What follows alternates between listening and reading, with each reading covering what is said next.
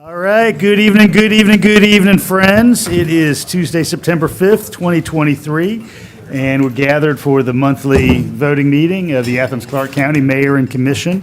We're going to go ahead and begin with a roll call, so I ask Clerk Spratling to do that for us tonight. Davenport. Here. Link. Here. Taylor. Wright. Present. Fisher. Here. Poole. Here. Culpepper. Here. Myers. Here. Thornton. Here. Handy. Here. And we have a four. All right, thank you, Madam Clerk. And as always, we want to begin with our civility pledge because we understand that the way we govern ourselves is important as the positions we take, and that our collective decisions will be better when differing views have had the opportunity to be fully vetted and considered. All people have the right here tonight to be treated with respect, courtesy, and openness. That includes elected officials, staff members, and members of the public. We value all of your input, and we commit to conduct ourselves at all times with civility and courtesy to each other. So, with that said, first order of formal business is approval of the minutes of meetings of Tuesday, August 1st, Tuesday, August 15th, Tuesday, August 29th, and non-voting meetings of Tuesday, August 8th, Thursday, August 10th, Tuesday, August 15th, Thursday, August 17th, and Friday, August 18th. It was a busy month. So do I hear a motion regarding approval of minutes? So moved. Second, if the motioner is agreeable to including the corrections noted in the email sent earlier today. I'm fine with that, sir. All right, we've got a motion from Commissioner Thornton and a second from Commissioner Houle with amendments as embodied in the email to the clerk. All right.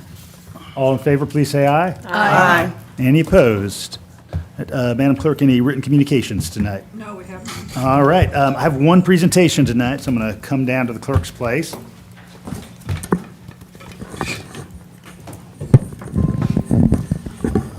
We get to do a lot of great work directly here in Athens-Clarke County, and we also get to be partners in a lot of great work, and that includes the Athens-Clarke County 4-H contingent, who competed this year in the 80th Annual 4-H State Congress in Atlanta. And so I want to tell you a few things about this. So hard to believe that 4-H has been around for 80 years, but it is true. And we had 3 Athens-Clarke County 4-Hers who competed at the State Congress this year. Riley David in the Flower, Shrubs, and Lawns category, Wilson Griffith in the Food for Health and Sport Project, and Kaylin Johnson in the Food Fair Project. So would these young folks and any supporters of theirs come on up right now?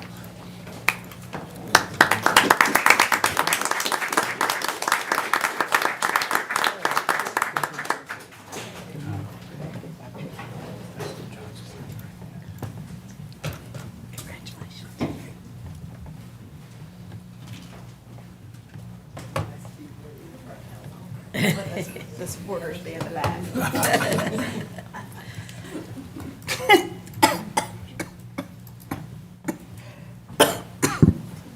All right, so I want to say just a few words about the fine folks gathered here with me. Riley David and Wilson Griffith both won first place for their projects and so are now master 4-Hers and will attend the 4-H National Congress in November. Students who placed at the first at state level competition in Georgia 4-H earned the title of Master 4-Her. And during the State Congress, more than 200 delegates competed in 50 project achievement areas, one individual from each project area achieving the Master 4-Her status. More than 48,000 young people participated in the project achievement last year through 4-H programs at the county level. This essential Georgia 4-H program element empowers young people with leadership, creativity, public speaking, and record-keeping skills that will last a lifetime. At the high school level, students choose a project of interest from a list of areas that include agriculture, human development, performing arts, communications, engineering, and workforce preparation. They subsequently research the topic, they give a detailed presentation, and participate in related community service and civic engagement activities. State Congress competition also includes individual interviews with qualified professionals who engage with 4-Hers about their project work. 4-H empowers youth to become true leaders by developing necessary life skills, positive relationships, and community awareness. As the premier youth leadership organization in the state, 4-H reaches more than hundreds of thousands of people annually through UGA's Extension Office and 4-H facilities throughout the state. So I want everybody to give a round of applause to these fine folks. And I'm going to step aside so we can take a picture.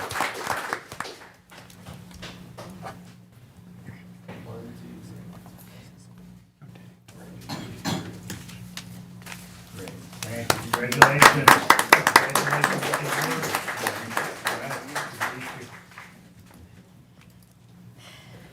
Thank you. Wouldn't happen without you. Thank you. Thank you so much. Really appreciate it. It's good to see you again. It's okay if you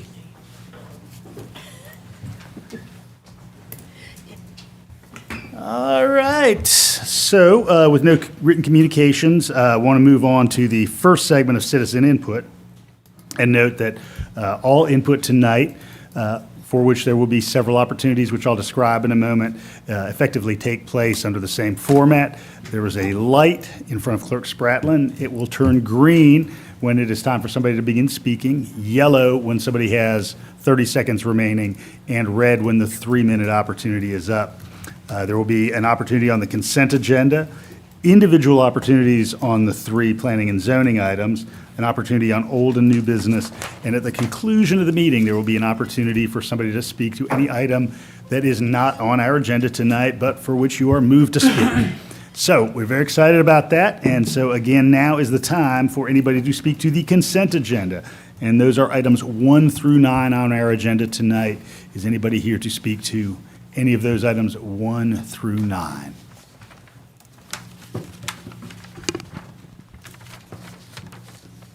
Everybody's looking at their agenda to ascertain whether their item is 1 through 9. They're now clear it is not. Would any commissioner like to remove an item from the consent agenda this evening? I make a motion to approve the consent agenda. Second. All right, I've got a motion from Commissioner Hamby and a second from Commissioner Myers to approve the consent agenda. Judd, are there some ordinances associated with this? There are 2 ordinances associated with item number 1 and item number 2. The ordinance for item number 1 reads as follows: an ordinance to amend the FY 2024 annual operating and capital budget for Athens-Clarke County, Georgia, so as to provide grant funding if awarded from the Federal Justice Assistance Grant Program for enhanced community outreach initiatives and improved communications and for other purposes.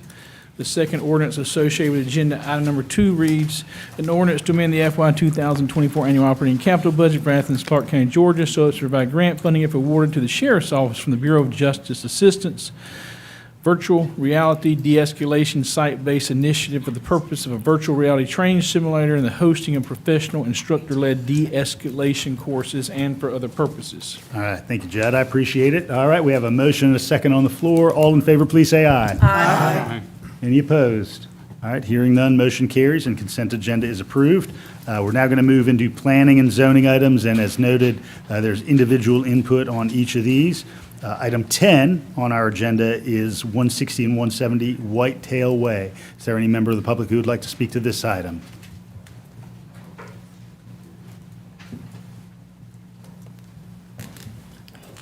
Good evening. My name is Mark Campbell, 1010 Commerce Drive, Bogart. The civil engineer representing this project. I just appreciate the work of staff for this existing property owner that is the owner of an international company that is based in Athens-Clarke County and is doing well and continues to grow.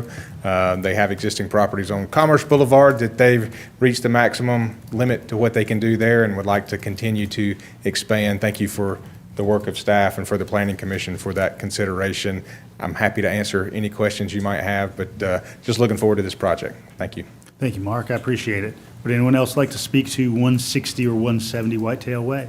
All right, I forgot to mention, there are public comment cards that are at the podium, so if you do step up to the mic, please fill one of these out and hand that to Attorney Drake. That way we can make sure we spell your name correctly for the record. All right, so this is in District 6. Commissioner Houle, would you like to make a motion regarding this item? Yeah, I'd like to move to approve with the condition given to us by Planning Commission. And who's the second? Oh, Commissioner Thornton, thank you. Any further comment, Commissioner Houle? Very little to add that I didn't already say at the agenda setting, but I will just say while we're here, that while this does currently align with the future land use, I hope that this will precipitate, when we're looking at our future land use map update, potential second look at the zoning in that area. I think this is a good spot for us to put more things like this.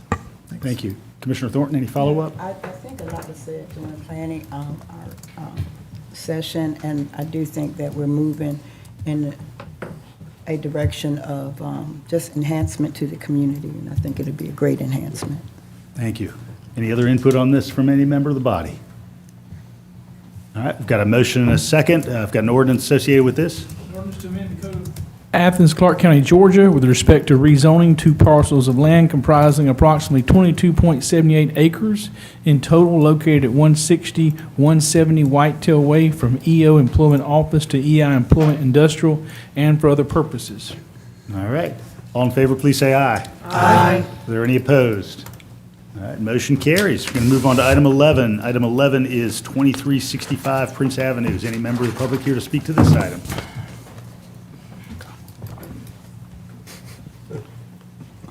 I'm not sure if y'all meant to put these back to back, but again, thank you for that. So, Mark Campbell, 1010 Commerce Drive. This is an adaptive reuse at the corner of Prince and Hawthorne. So, Synovus Bank Building, my understanding has been a bank building going back to the 70s. It is no longer a bank building, and the current owner would love to make it into a fine dining restaurant at that location with great access. Keeping the beautiful marble and glass building, just adapting it to add a kitchen and to add dining room and some of those other things at that location. Really excited about this project, but again, the current zoning does not allow the restaurant use. We're asking for a rezone that would allow for a restaurant use. Happy to answer any questions. Again, thank you. Thank you, Mark. Is there anyone else here to speak to the Prince Avenue project?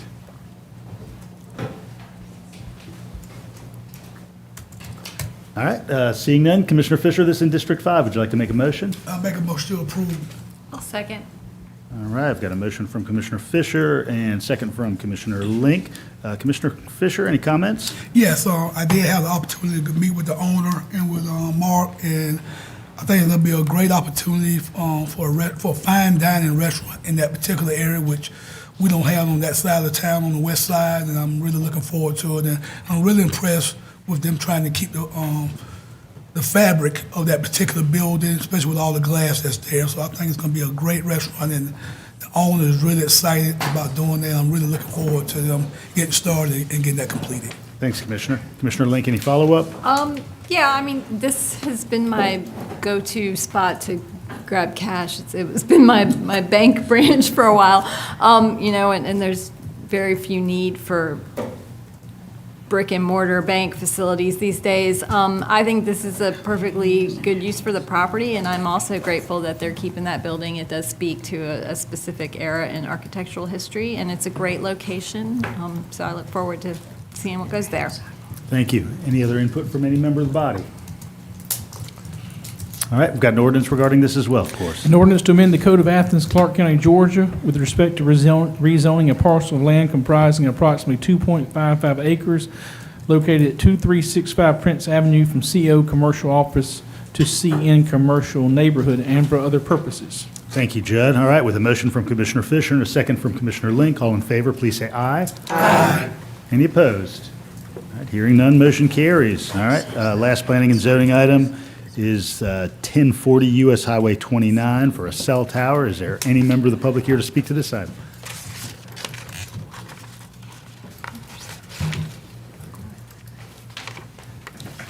Jay Sanders, 1311 Roanoke Estates Way, Watkinsville, Georgia. Sure, last name again, sir? Sanders. Sanders, thank you. So Cable Link of Georgia is proposing a 170-foot monopole tower. This is going to be for T-Mobile initially. There was a tower that was just south of there that was abandoned or taken down because of new development. We're just trying to actually replace that existing tower with a tower just north of there. And this is going on behind the Crazy Rays facility. So we're just trying to get the service back that's no longer currently there. All right, thank you, Jason. I Thank you. appreciate it. Is there any other member of the public who would like to speak to this item? Cell phone tower aficionados, come on down. All right, this is in District 9, so Commissioner Thornton, would you like to make a motion? I'd like to make a motion that we accept this request. All right, is there a second? Second. All right, I've got a motion from Commissioner Thornton, second from Commissioner Hamby. Commissioner Thornton, any follow-up comments? No, I do think that anyone who has been on that side of Athens, they notice the growth and the development. This just adds extra what is needed for that growth and development. I appreciate Mr. Sanders calling me, but I had already made up my mind because I had talked to Brad, and as you can see, Planning Commission supported this unanimously. Follow up? All right. Any other input from members of the body? All right, we've got an ordinance. An ordinance to amend the Code of Athens-Clarke County, Georgia with respect to special use approval of a wireless telecommunications facility in the CG Commercial General Conditions District on an approximate 0.1469 acre portion of a parcel of land located at 1040 U.S. Highway 29 North, comprised of 12.67 acres in total and for other purposes. Thank you, Judd. All right, we have a motion from Commissioner Thornton and a second from Commissioner Hamby. All in favor, please say aye. Aye. Any opposed? All right, hearing none, motion carries. All right, 3 for 3. Brad, thank you very much. You have a good evening. Still dinner time. All right, we have several items of old and new business, and now is the time if anyone would like to speak to old or new business, which are items 13 through 22. You can step on up to the mic and do that. So would anyone like to speak to any of those items, 13 through 22? I'll be very brief. My name's Tim Johnson. I reside in Normaltown in Athens, and I just wanted to say thank you to the commissioners for your comments at the work session where you discussed the Neighborhood Leaders Program, and the very positive comments that came literally from every commissioner who spoke that night, and I think that was everybody who was in attendance. And conversations I've had with some of you since then and hope to continue to have with all of you in the months ahead, and our absolute commitment to neighborhood leaders working with you and their ongoing work and your ongoing work to address challenges in some of our most challenged neighborhoods in the community. And Commissioners Thornton and Davenport, I wanted to thank for taking the time to meet to address some questions they had that they raised during the the agenda setting meeting. And always happy to answer any questions from any of you, and look forward to a continued partnership. So thank you for all your work as well as your support of the Neighborhood Leaders Program. Thank you, Tim. Any other input on old or new business? Again, those are items 13 through 22. Oh, thank you, sir. Good evening. Good evening. I'm Cassidy Lord. I live at 915 Riverbend Parkway here in Athens. Thank you for the opportunity to speak as a member of the Stormwater Advisory Committee and in favor of the actions proposed this evening. You are all very busy, too busy to be experts in all the matters that you address, and you asked us to become experts in stormwater to provide you with vital guidance and recommendations, and we did, for much longer than anticipated. So in discussing this agenda item later, I hope that you take this into consideration, that these recommendations are coming from a group that you tasked with this charge. So I'm going to start my comment with 4 facts. 1, by federal regulation, ACC is required to have a stormwater management program. 2, the stormwater fee is a fee and not a tax. 3, the fee that supports the program has not increased since it was implemented in 2005. 4, our stormwater and sanitary sewer systems are separate. So I'm going to expand on these facts to make sure that we all understand what they mean. Fact number 1, ACC is required to have a stormwater management program. ACC follows best practices for implementing the stormwater fee. Impervious surface is accepted as an equitable factor for calculating stormwater, and municipalities across the country use it in their stormwater management programs. Fact number 2, fundamentally, the stormwater fee is a fee and not a tax. If it were a tax, institutions like UGA, hospitals, churches, and schools would not be required to pay it. This would lead to higher monthly rates for those that would have to pay it. As a fee, household stormwater costs are kept low because these public institutions contribute. Fact number 3, the stormwater fee has not increased since 2005, even for inflation. Any increases in individual household fees were due to recalculations of impervious surface. ACC recently decreased drinking water fees after a study showed we paid higher than the national average for drinking water. So why wouldn't we increase the stormwater fee when we know it's below the national average?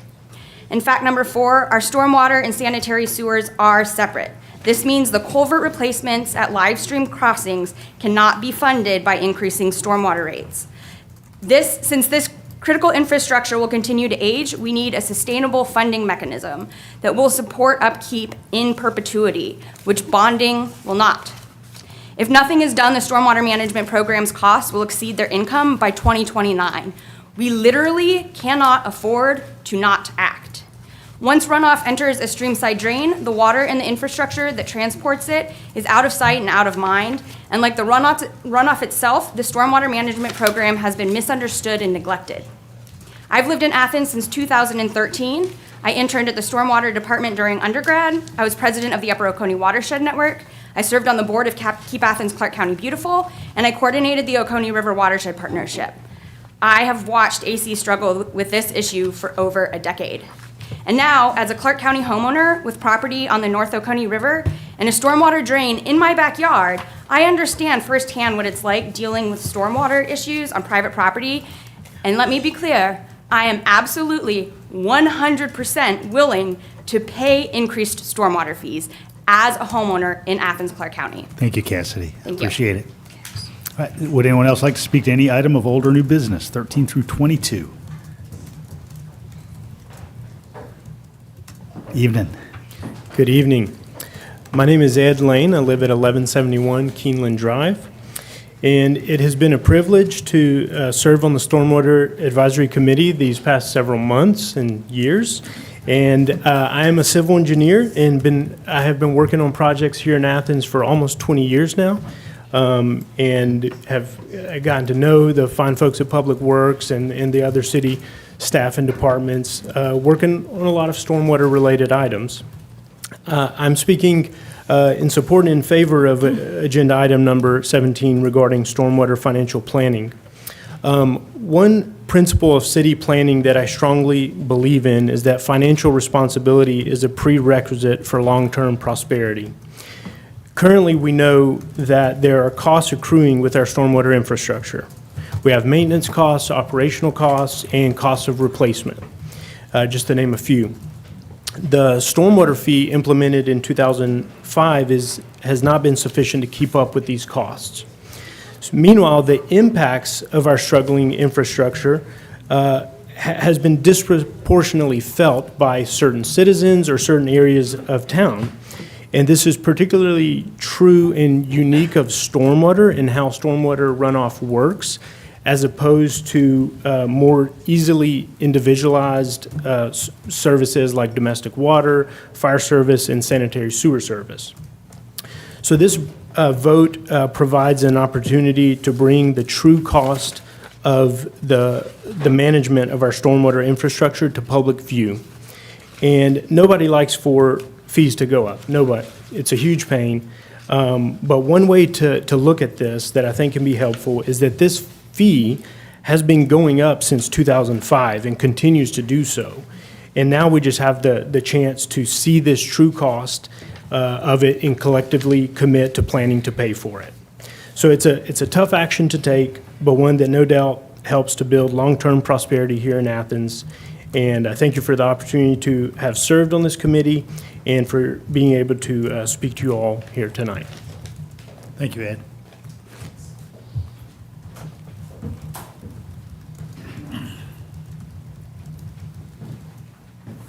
Evening. Hi.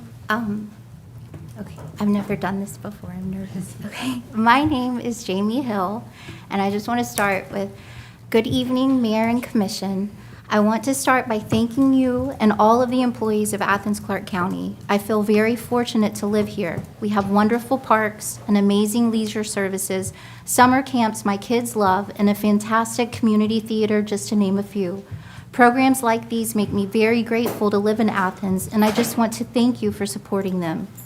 My name again is Jamie Hill, and I am a member of the Stormwater Advisory Committee.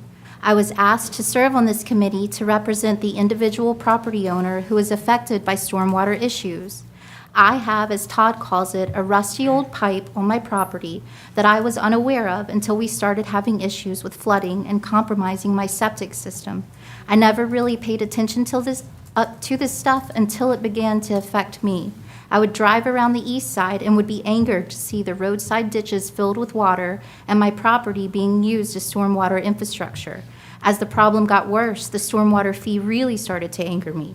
It was not about the money, but about paying a fee that I felt I did not benefit from, and in fact, poor planning by the county in the 1970s caused the issue in the first place. I have to say that our government was super helpful and responsive. Commissioner Davenport tried to help me every way he could. I met with multiple people from the Stormwater Department, and they offered all the help they could. And even Manager Williams came out and walked my flooded, wooded property in his dress shoes multiple times. I started this committee thinking I would oppose the stormwater fee because it was unfair to property owners who were having issues such as myself. But after learning about the stormwater program, I feel the total opposite. In fact, when I drive around my neighborhood after a major rain event, I am proud to see the east side and its roadside ditches doing their job, and my yard filtering the stormwater runoff for the people downstream. Stormwater is not a sexy issue by any means, but having an equitably funded stormwater management program shows that we care about our community. Using a fee based on impervious surface is fair so that everyone pays, and the financial burden is not placed solely on property owners, but on tax-exempt entities as well. Also, stormwater is a public utility and should be treated as such. It needs to be funded through a permanent funding source like other utilities and not rely on SPLOST initiatives. Lastly, climate change is causing more intense and frequent rain events, and we need to plan and fund stormwater infrastructure needs to protect our community now and in the future. I am grateful to live in a place with a government that involves its citizens, like disgruntled homeowners, such as myself, on committees to further explore issues in government services that improve quality of life. Infrastructure, government support for individual property owners following the Clean Water Act, and protecting our drinking water, as well as funding the stormwater program to keep up with climate change and growth. All of these are quality of life and community issues that affect us all. Thank you. Thank you, Jamie. Is anyone else here to speak to any item of old or new business?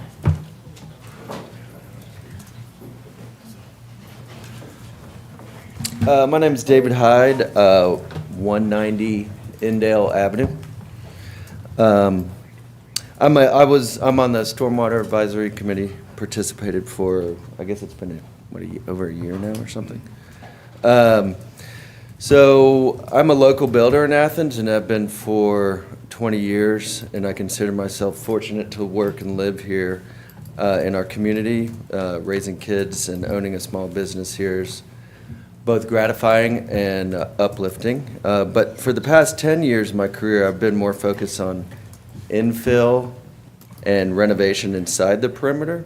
And during this period, I've grown to understand the struggles and expenses of building in an urban area with aging infrastructure. I got more acquainted with ACC stormwater during the construction of one of my projects on Flint Street in East Athens. And I partnered with the stormwater and the planning department, to come up with some solutions to flooding issues and bad development from previous builders.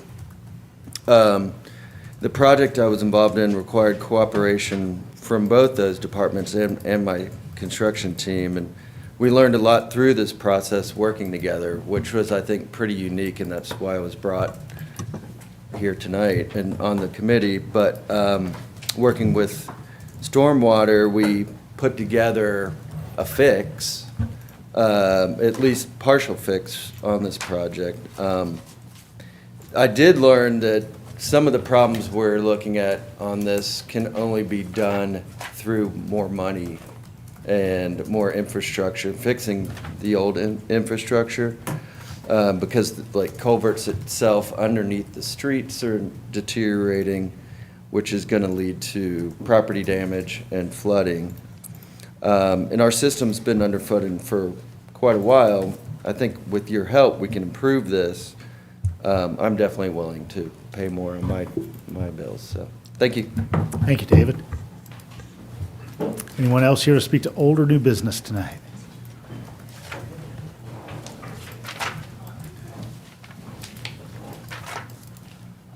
Hey, Evening. everybody. Hello, good evening. My name is Bruno Giri, and I live at 112 Whitehead Road in Athens-Clarke County. I have been a resident of Athens-Clarke County since 2001. In terms of volunteer activities, I serve as the chair of the ACC Stormwater. I guess you guys are sensing a theme here. And I'm very proud of my committee, and I'm glad that everyone came out to speak tonight. So it's been nice. I'm also the volunteer chair of the Upper Oconee Watershed Network, which I don't know how familiar you guys are with, but we are an environmental nonprofit, all volunteer, been around since the late 90s. As an environmentalist, I believe in the importance of stormwater infrastructure, I should say strongly believe, to counteract the problem of runoff as a source of non-point source pollution. That being said, we also need to tailor our level of service to realistic fiscal limitations and modernize our approach to delineate exactly what services customers are entitled to. This is something that we've all discussed on the Stormwater Committee for the last year plus. We also need to encourage businesses and homeowners to adhere to sustainable best management practices, or BMPs, via continuing to provide financial incentives. I want to thank Todd Stevenson a lot. You know, he has been a great counterpoint and resource for us. He has led us through this committee process very well, very well. And all of our colleagues at ACC and Stantec for their assistance with the committee work. I also want to thank my fellow committee members for their participation and patience. Lastly, I want to thank the mayor and commission, you guys, for considering our recommendations and for being willing to take this on as a topic. Because believe me, we recognize this is a tough topic. Thank you for your service, and thank you for your time tonight. Thank you, Bruno. Would anyone else like to speak to any item of old or new business? Good evening. Hey, Mr. Mayor. Russell Edwards. I wanted to come tonight to speak about the proposal on the table, on the agenda, to triple the cost of the Parklet Program downtown. And that's a dramatic increase from $500 a quarter to $1,500 a quarter. And I think the result is going to be less participants using this great program, which has allowed several local businesses in our downtown district to bring some more vibrancy, economic activity, where once there was just a place for someone to store their car. So, you know, I pay $65 a month to rent a space in the deck. If I were to rent 2 spaces, it'd be like $130 a month, $390 a quarter for 2 spaces. How come I pay $390 to rent 2 parking spaces downtown, but a restaurant who's employing workers and serving food and bringing sales tax revenue in the same number of spaces would have to pay 5 times that amount, $1,500 a quarter? I think we just have our priorities a little bit out of whack with this one, Mr. Mayor. These parklets have been a great success story downtown. We have some new, fairly beautiful, well-constructed ones right now that are adding some more of that vibrancy to our downtown, which is attracting more commerce and tourism and togetherness and citizenship.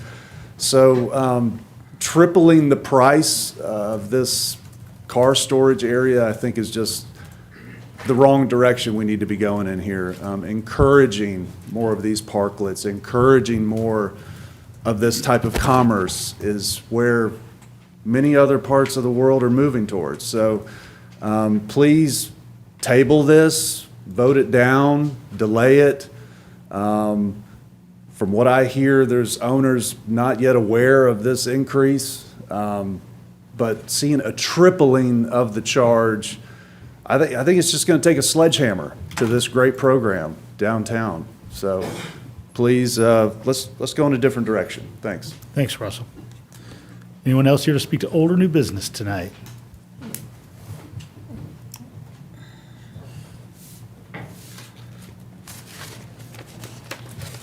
All right. I think we're ready for commission discussion. All right, we're going to move to first old business. Item 13 is the oft-discussed SPLOST 2020 Classic Center Arena. Would any member of the body like to make a motion to begin discussion?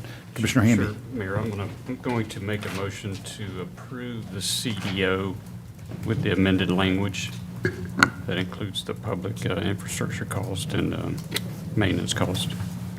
But I'd like to, but I'm going to make I'm sorry, I'll speak up.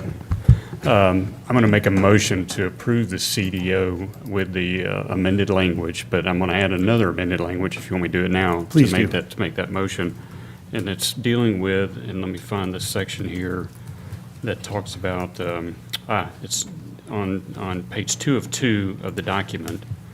That's right at the beginning of the agenda report, section 3. Is it C? Section 3. The meeting frequency. Number E, section 3E, where it says, the Classic Center Arena Board Oversight Committee shall meet at least or annually or more frequently as the committee deems necessary to discharge its duty, but no more frequently than quarter.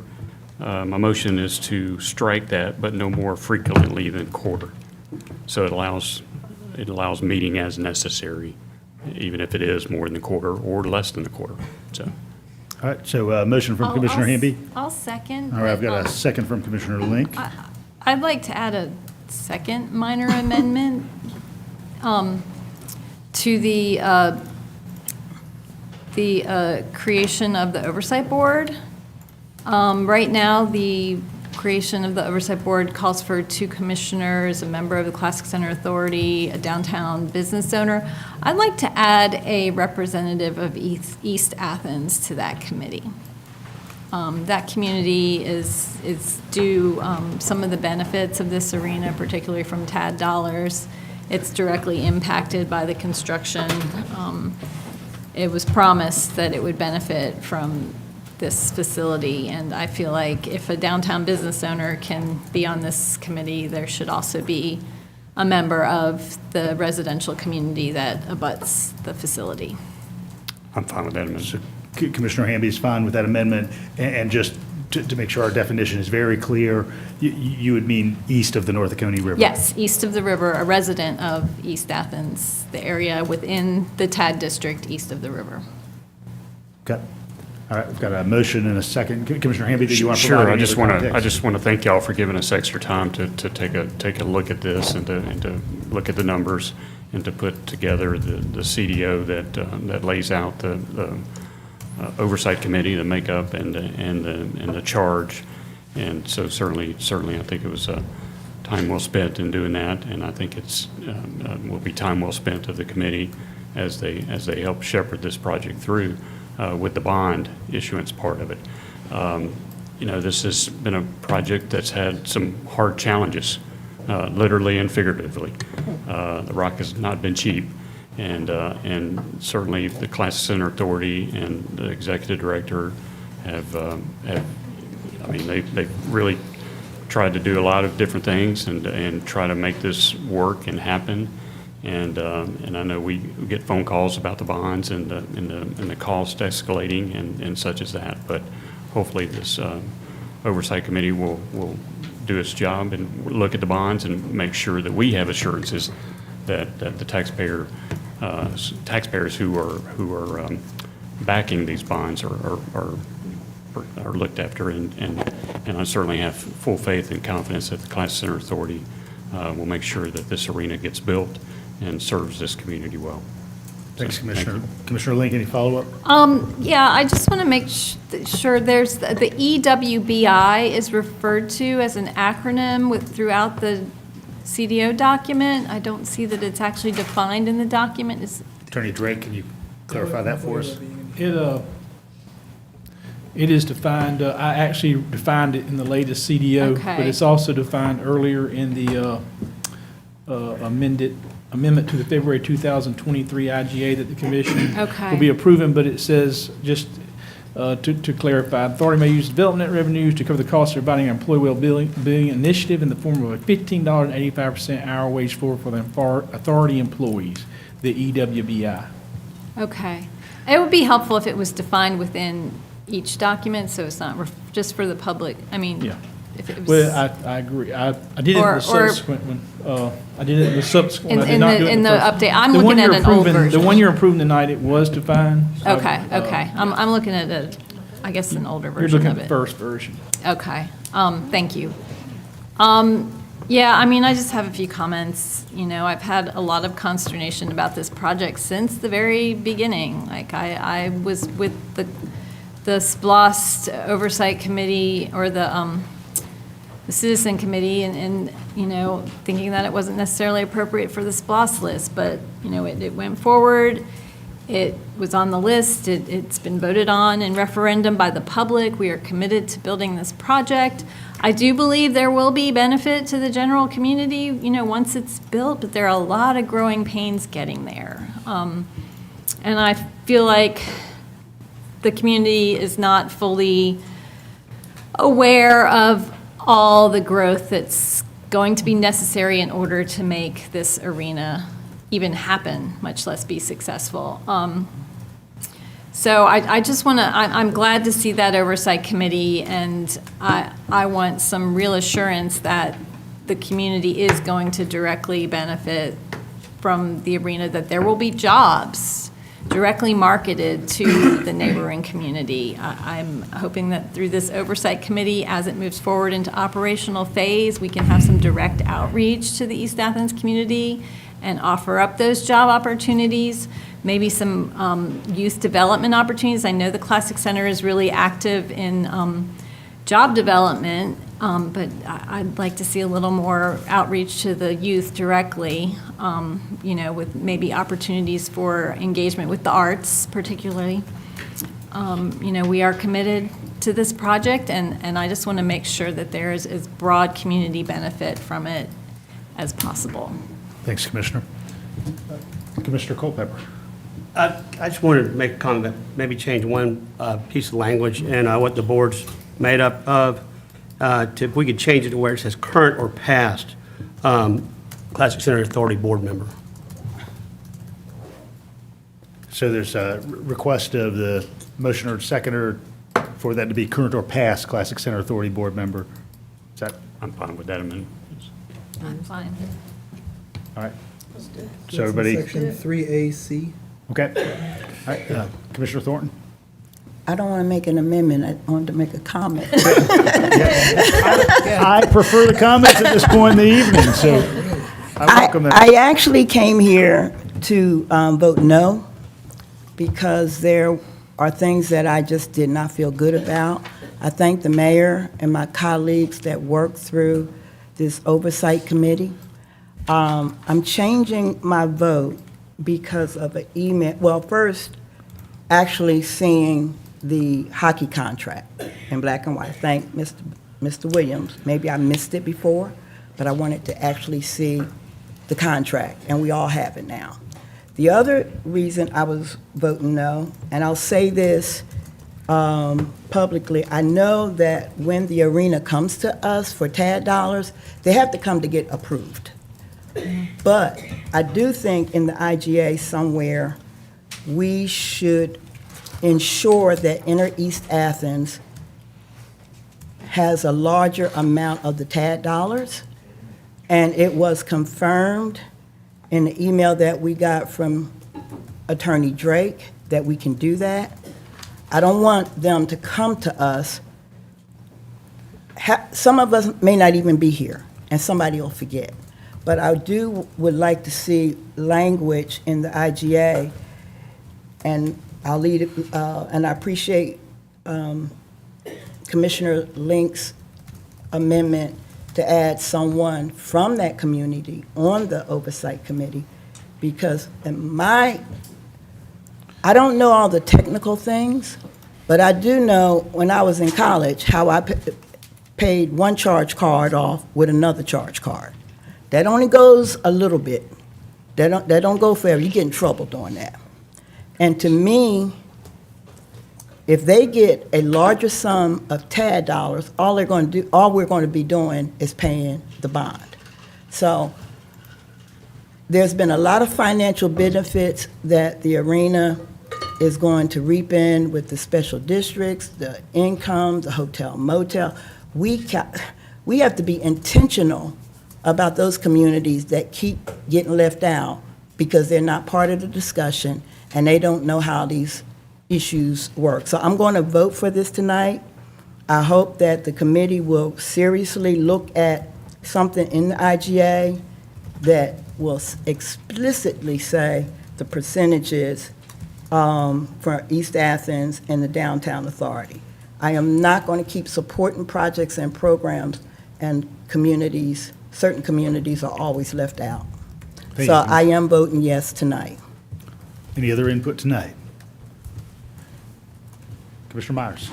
Yeah, I just wanted to thank my colleagues for the work that they've done here, adding in our, the Classic Center Arena Bond Oversight Committee.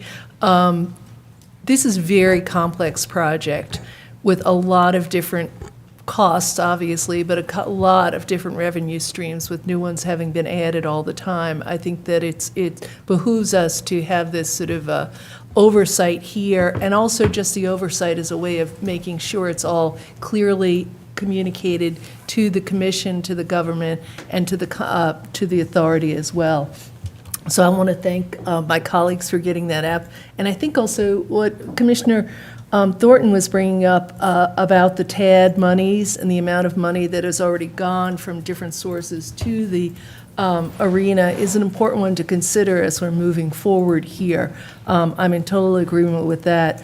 And I'm so glad that other people have brought up the question of the hockey team, and now we know that's there. So I appreciate the pressures that my colleagues have brought up that have gotten even more clarification in here. A very small thing I want to add or ask, and I can get the answer later, is that someone has been contacting me thinking they hadn't heard about the Center for Racial Justice and Black Futures. That's still being considered by inclusion in the development areas. So if I could get some reassurance of that as well, that would be excellent. So that's all I have for now. Commissioner, did you want to ask Classic Center President Sure. Paul Kramer about that component? Yes, can the Classic Center, someone from the Classic Center confirm that that is still a serious consideration for the new areas in there? Yes. Okay, great. Thank you. There, done. All right.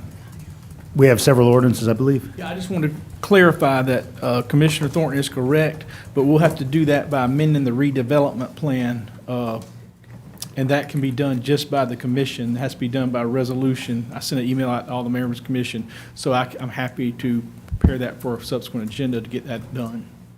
Thank you. Yep. And can you read the ordinance? Yes, sir. With us? There's two ordinances associated with this item. The first is an ordinance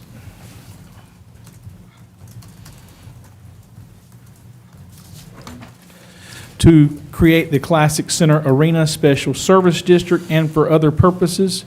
The second is an ordinance to amend the Code of Athens-Clarke County, Georgia, to provide an ad valorem tax levy on property located within the Classic Center Arena Special Service District and for other purposes. Thank you, Attorney Drake. All right, I have a motion as amended from Commissioner Hamby and second from Commissioner Link. All in favor, please say aye. Aye. Any opposed? All right, hearing none, motion carries. We're going to move on to item 14, which is the Athens in Motion Commission.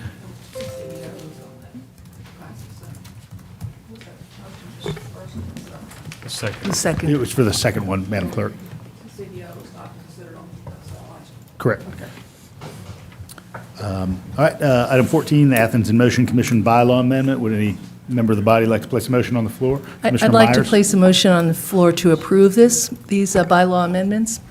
All right, motion from Commissioner Myers, second from, who's second? Commissioner Hool, just second. Second from Commissioner Hool. All right, I read both of them. any discussion, Commissioner Myers? Yeah, I actually, I'd like to address this a little bit because we've had some discussion about it. And then just previous to the start of this meeting, I went back and looked at the original agenda from the very first Athens in Motion meeting. And I was a member of that commission at that time, and during that first meeting, we reviewed the bylaws that were presented to us, and then we elected the officials, and I was elected as chair. If I had all the wisdom I've gained from this 2.5 years in the commission now, I would have looked at those bylaws more closely and perhaps compared them with other bylaws for other boards and authorities. Having a set number for a quorum really is difficult when you have members, when you have any vacancies in the membership. And also, this quorum is higher than any other board and authority that I know of. So the change would be to a majority, as most of, if not all, of the other boards and authorities are, and that's sort of the standard from the Roberts Rules. The same with the norm that the boards and authorities can change their bylaws without going in front of the mayor, which is another adjustment here.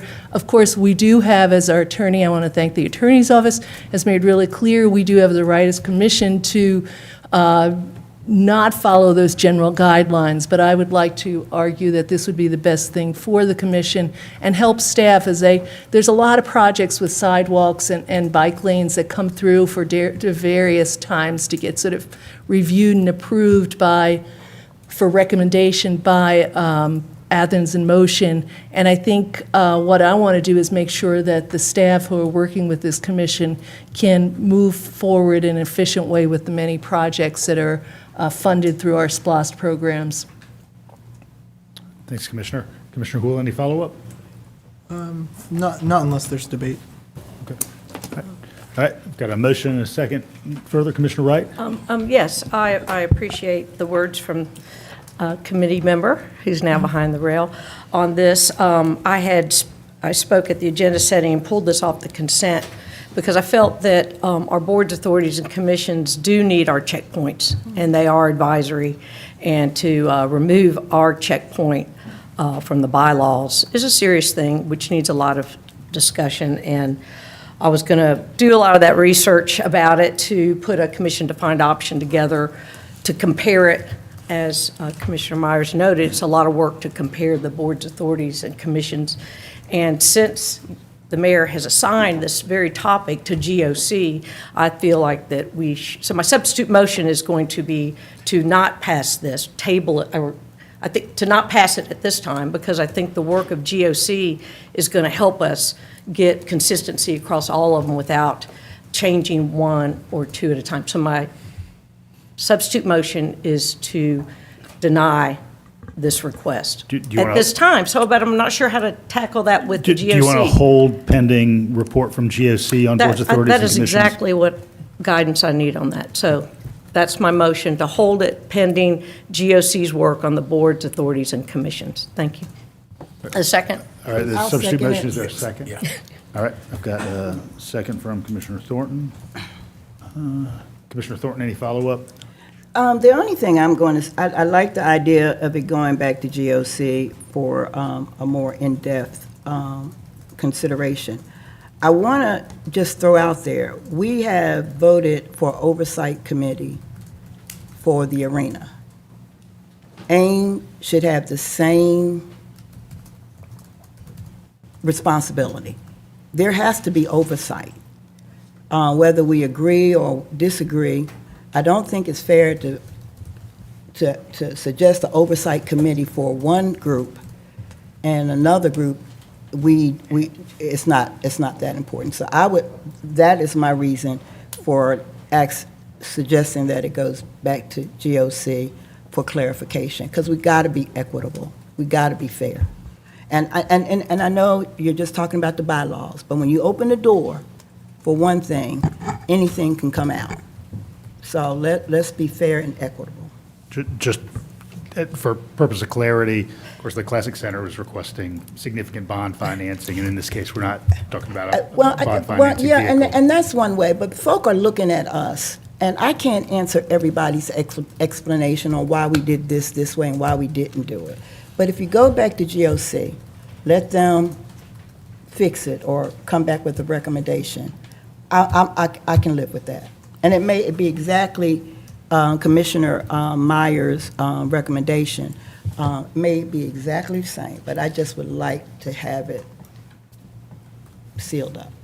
Commissioner Fisher's hand was up. I want to recognize him. Yeah, and that's my sentiments also, since I'm part of the GOC and the, from your direction for us to look at all our BACs. So I think it's important that we be consistent with all of them based on their voting, their quorum. So I think if GOC can take a look at this, and I agree with Commissioner Wright and Thornton that we table this right now, let GOC take a look at this, so we look at all our BACs and make sure we're consistent across the board. And I think that's a fair thing to do moving forward.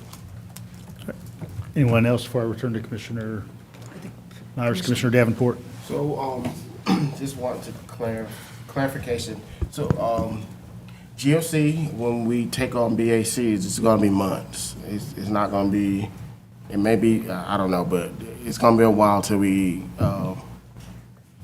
to tackle all of the BACs and the bylaws and stuff like that. So are we tabling it indefinitely? It would be tabled until after GOC action on Okay. those matters. And I just have a question for Dr. Myers. Would this, if we table it, would it hinder their work that they currently have? Since they meet every month, would it, by tabling this, would it hurt the work that they need to get done?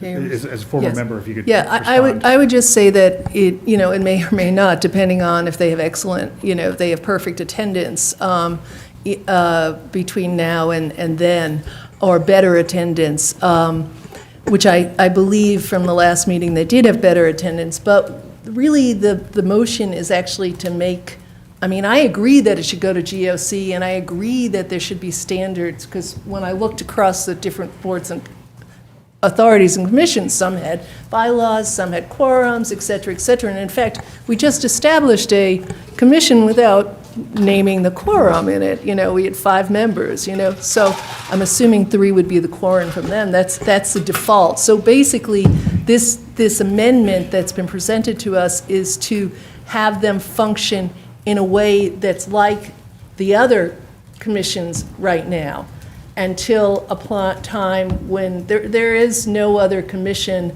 that has to have its bylaws come before us, according to, believe that is what we heard from Attorney Hines, and there's no other commissions with a quorum this high. So this would sort of make it even with those while we await this, consistency.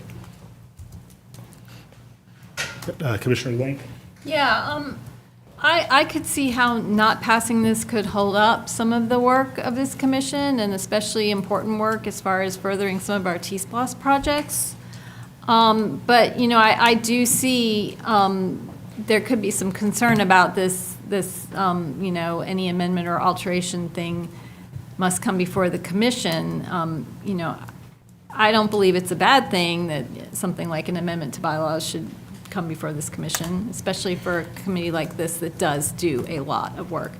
I'd like to propose that we go ahead and pass this with the simple majority quorum and without the amendment to Article 5, and then this can go through through GOC, and we can consider that amendment and compare it to all these other commissions. Go ahead and let this committee do its work with a simple majority quorum, and we can delve deeper into those requested changes in Article 5 and compare it to other commissions and get some equity among all these commissions. Okay, Commissioner Houle? Yeah, I can appreciate that proposal. I guess somebody would have to be willing to replace their initial motion or withdraw it to make room for that. But that procedural matter aside, I guess Man, we're really bogged down in the minutia of the bylaws of this one all-volunteer committee that we appoint to essentially be our oversight committee for transportation projects that align with the many studies that we've passed and the SPLOST funding that we have. So I think the spirit of that amended language is to prevent our very dense agendas from slowing down some kind of minor change they may see a need to make. But the more important thing here is the quorum. I mean, the reason why this came up, as I understand it, is because AIM had to cancel one or more meetings because they couldn't meet quorum. And that's because they currently have, as their bylaws are written, an unusually high quorum amount. It's pegged to a specific number, 6 instead of 9. So if they have 2 vacancies, which they effectively had at the time, they needed 100% attendance basically to meet. And it was just keeping them from doing work for us for free. So I guess I would hate for us to at least not act on the quorum piece. The other part, I mean, we can make a big deal out of it if we want, but ultimately, whatever GOC does, and I think we all agree that we want to see that work done. We've said as much in retreats, the mayor's assigned it, it's going to happen. Whenever that work is completed, it will apply to AIM and every other BAC. So it's not like acting on this today precludes whatever's done later. But, you know, I'm not attached to the second amendment around them being able to amend their own bylaws, although I think it's unnecessary to strike. But the quorum thing, I mean, if we keep our volunteers from being able to meet, they're probably going to end up quitting on us, y'all, and that's the last thing we want to do. So, like, they've unanimously wanted this. Our staff who works with them has seen a need for this because it drags out their work. It forces them to do a lot of unnecessary repeat work. So I just really hope that we'll at least do the quorum part. Got Commissioner Wright? Okay. Thank you. Well, the main part for me was the taking us out of the loop as far as my delay for that. And I definitely don't want GOC or the chair of GOC to feel like they have to rush so that we can help with the quorum. But we also just had 2 new AIM members assigned to the commission due to people rolling off. So instead of waiting to see if the new people are going to be more able to make the quorum, what is the procedural way for me to modify the substitute motion that is on the floor so that we get rid of the Article 5 part, Melissa, Commissioner Link? Is that what you So said? if you're going where I think you're going, you'd want to modify your substitute motion to hold the component regarding bylaws, but proceed with quorum change. Okay. So I'm going to amend the substitute motion to proceed with the agenda items quorum request and then table, omit the part about omitting the mayor and commission checkpoint for bylaw changes. And I'll second that. Okay, all right, All right. I can live with that. all right. There's comity in the room. Okay, All right, any further input? let's do it. All right, so there's a substitute motion on the floor. We're going to modify the quorum requirements, but we're going to omit the component about the ability to self-modify the bylaws. Okay? All in favor, please say aye. Aye. Any opposed? All right, thank you all. Good work. All right, we're going to move on to the Neighborhood Leaders Contract Renewal. I know Commissioner Thornton, you had a commission-defined option with Commissioner Davenport. Would you like to make that motion now? I'm going to let Commissioner Davenport make the motion. Yes, I'd like to make a motion to approve with an amendment. Today's going to be the amendment day. All right, could you go ahead and read that for me? Yes, to amend, to strike actually, in the CDO, make sure I got this right. Strike E. The Neighborhood Leaders Program Coordinator shall be responsible for sharing voter registration with EJC and any other nonpartisan voter registration. Just dinged on me that it may be some privacy issues or there may be some malfeasance with sharing voter registration data. But I would love to get feedback from my colleagues.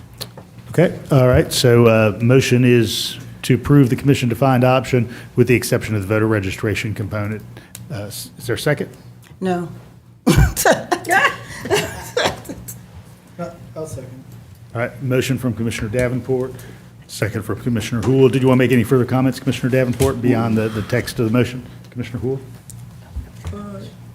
Yeah, I mean, I do wish that in our work session, we had discussed more of these proposed provisions instead of just getting them in the agenda packet, but I'm appreciative that my colleagues, Commissioners Davenport and Thornton, brought forward something that hopefully we can all agree on, and I'm agreeable to it.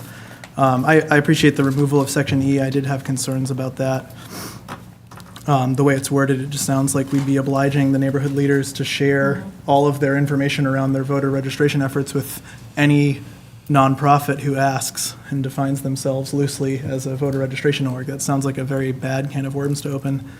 I am a little concerned that this language gives the impression that we're putting a strong onus on neighborhood leaders to act with expertise they may not be required to have in their job description, such as the provision around exploring grant writing opportunities. I mean, it's good to get, a nudge from someone who knows about a grant opportunity. Hey, have you explored that? But I don't think we've hired these folks to be grant writing experts. But shall explore seems open enough to me that it's not like they have to write them. So, I'm okay with that staying, I guess. Generally speaking, I guess I feel okay about the commission defined option.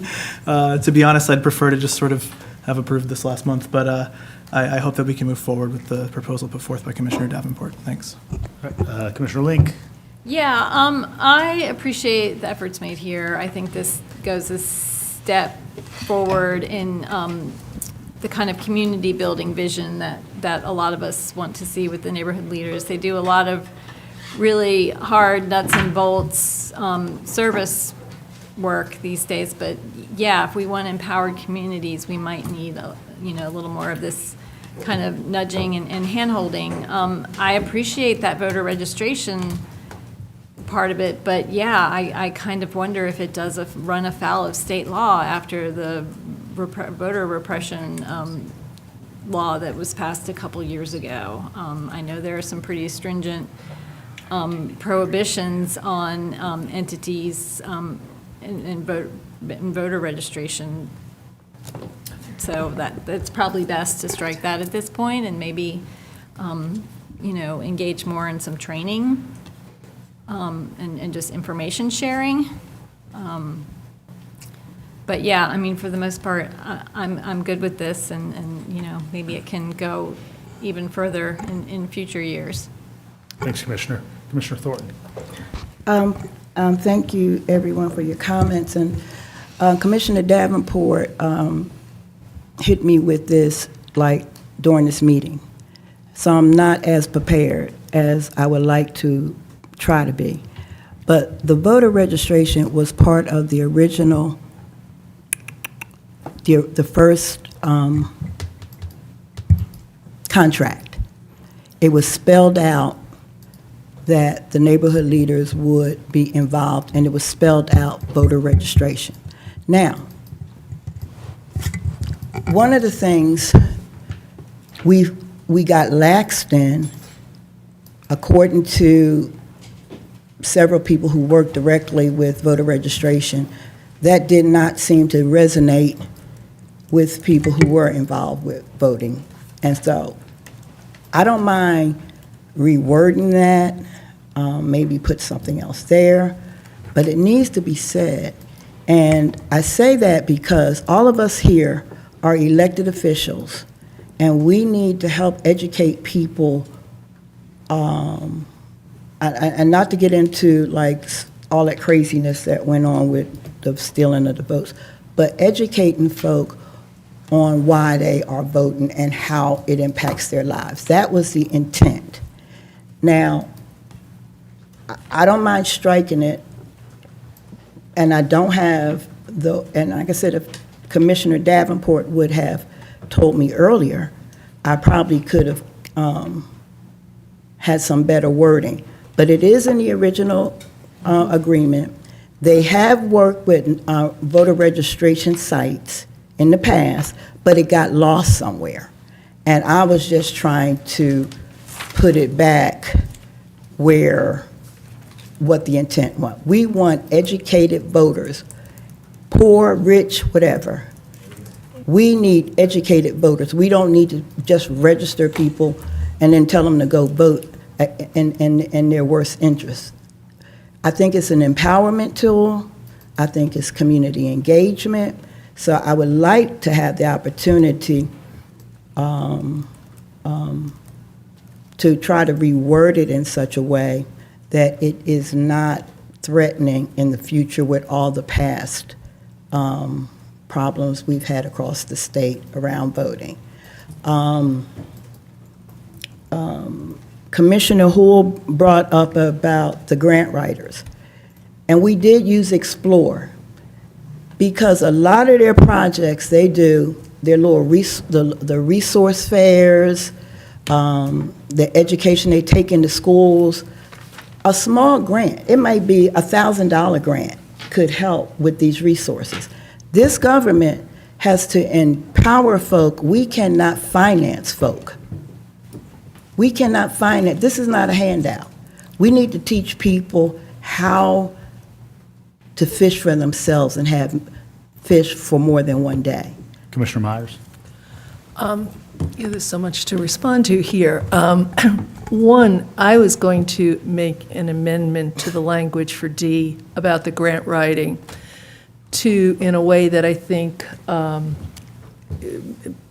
obviously, I think it's more effective, otherwise I wouldn't be suggesting it, and replace what's there with the Neighborhood Leaders Program shall explore grant writing opportunities for community projects and ongoing funding of its operation using the support of the Community Connections Leadership and/or ACC grant writers as needed. Thus, taking it away from specifically calling out the neighborhood leaders that Commissioner Houle was concerned about and looking at his programmatic,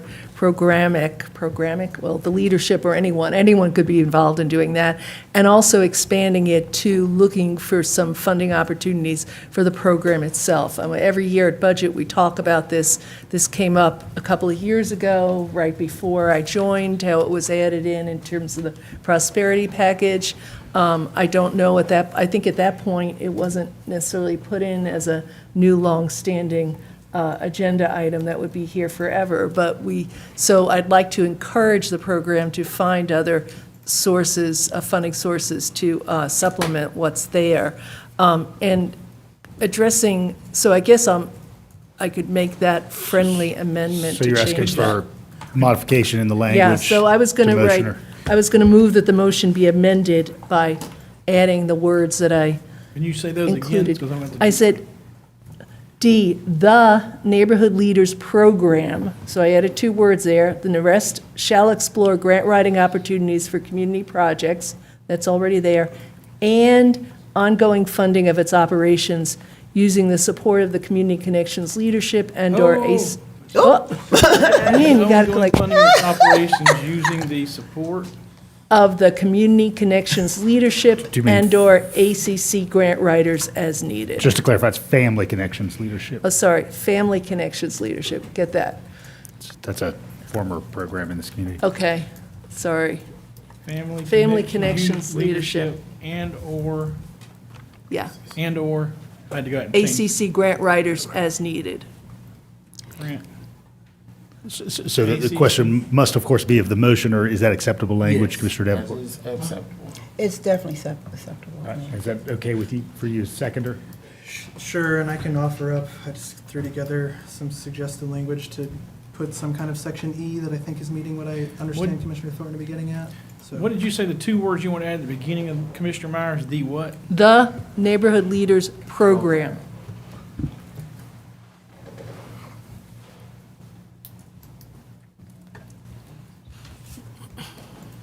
Did you get all that, Attorney Drake? And I can email this one out after, in a second, if people want, but, so we'd strike section E and replace it with, the Neighborhood Leaders Program shall collaborate with nonpartisan voter registration organizations, including but not limited to the Economic Justice Coalition, in voter registration efforts throughout Athens-Clarke County. I like it. Does that work? That works. Before it read like there would be. I'm just not sure what nonpartisan voter registration programs means. I mean, I agree. I guess I'm just trying to get us somewhere where we can all agree. I thought maybe we could leave it, that last sentence which says, let's see here. E says, additionally, the coordinator shall assist in coordinating voter registration trainings in each zone. I can't see anything wrong with doing trainings. Fundamentally, Attorney Drake, are you concerned about alignment with state law? Yeah, I mean, well, now it's been raised, you know, I didn't prepare this, but it raises some interesting questions, you know. You know. Yeah. And in that verse, I don't understand what you mean. I don't know if we'd find any you know, what does that mean? You either register generally, are you meaning that they can't be partisan in any way is what you're trying to say in registering people? Well, I mean, to be clear, I didn't write this. I'm just trying to amalgamize what I feel like I'm hearing from people. I think we got to be careful, you know. Yeah. I guess my understanding is you have partisan nonprofits, and then you have nonpartisan nonprofits, and so, but. And I'd remind based on everybody their that 501c status. we'll be back at the table with this in just a few short months in the coming budget cycle for FY '25 too. So we're obviously kind of well into the existing fiscal year. So I'm this isn't the last train stop for this I'm more comfortable program with the E definition. being deleted as the motion on the floor started. Okay, so we've got a modified D and striking a V from the commission-defined option. All right, any further input?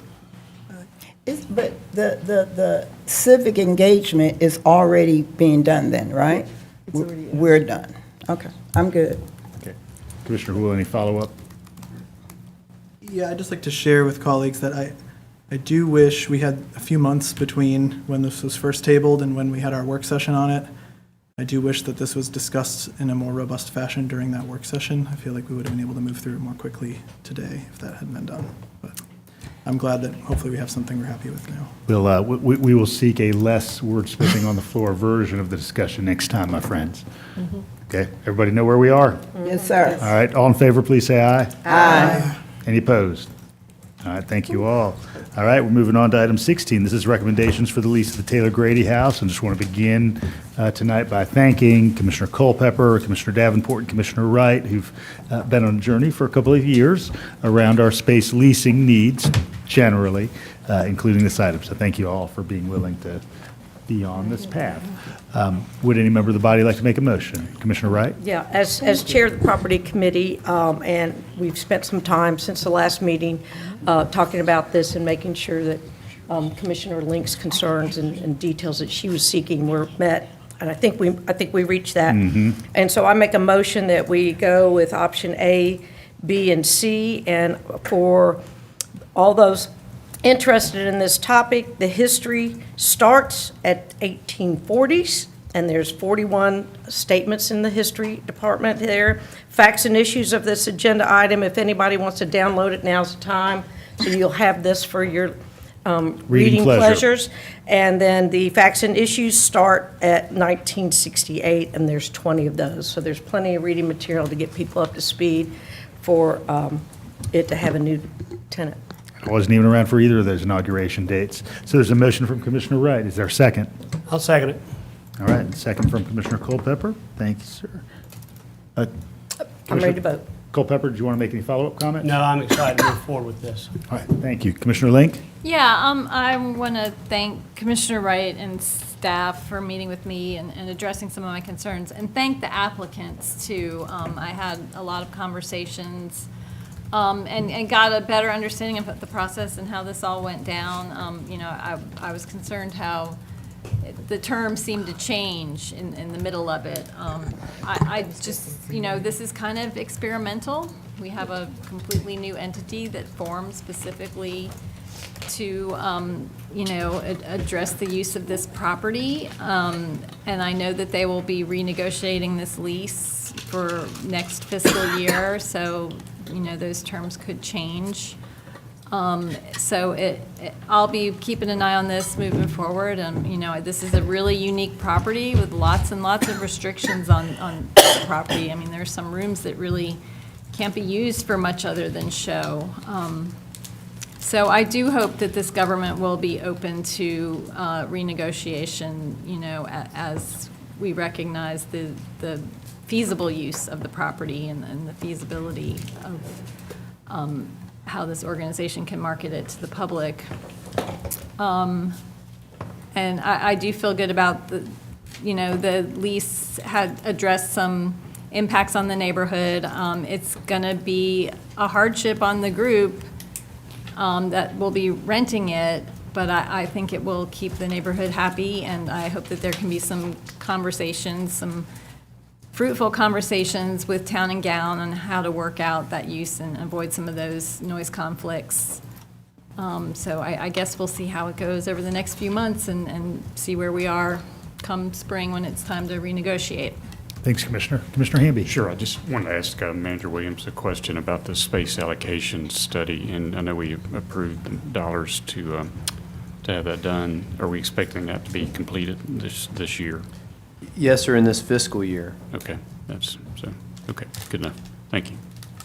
All right, there's a motion from Commissioner Wright and a second from Commissioner Culpepper. All in favor, please say aye. Aye. Any opposed? All right, thank you all. I appreciate it.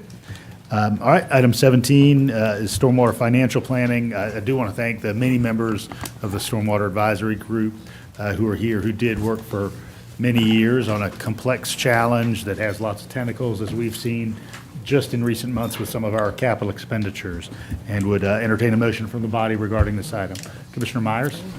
I'd like to make a motion that we postpone vote on this matter until our October or November voting meeting. Would you like to, let's nail it to November, give us a little time. That's fine with me. That's why I added in November. All right. I'll second it. Hold till November from Commissioner Myers, second from Commissioner Culpepper. Commissioner Myers, any follow-up comments? Yeah, I did want to thank the members of the Stormwater Advisory Committee come out and to reassure them that I am not postponing this because of a disagreement with their recommendation. In fact, I embrace their recommendation and want to look to see if there are ways that we want to expand that level of service. We had also gotten some information about a bond option that could be used for stormwater, more crisis situations of the live stream replacement. I want to also thank staff for all those really great documents helping to explain all the different options. But I did want to ask you a question, if you could explain I guess, let me preface this first by saying when I look through the report on this, the history on this, I noticed that there were actually 2 work sessions in 2018 on this. There was a return work session.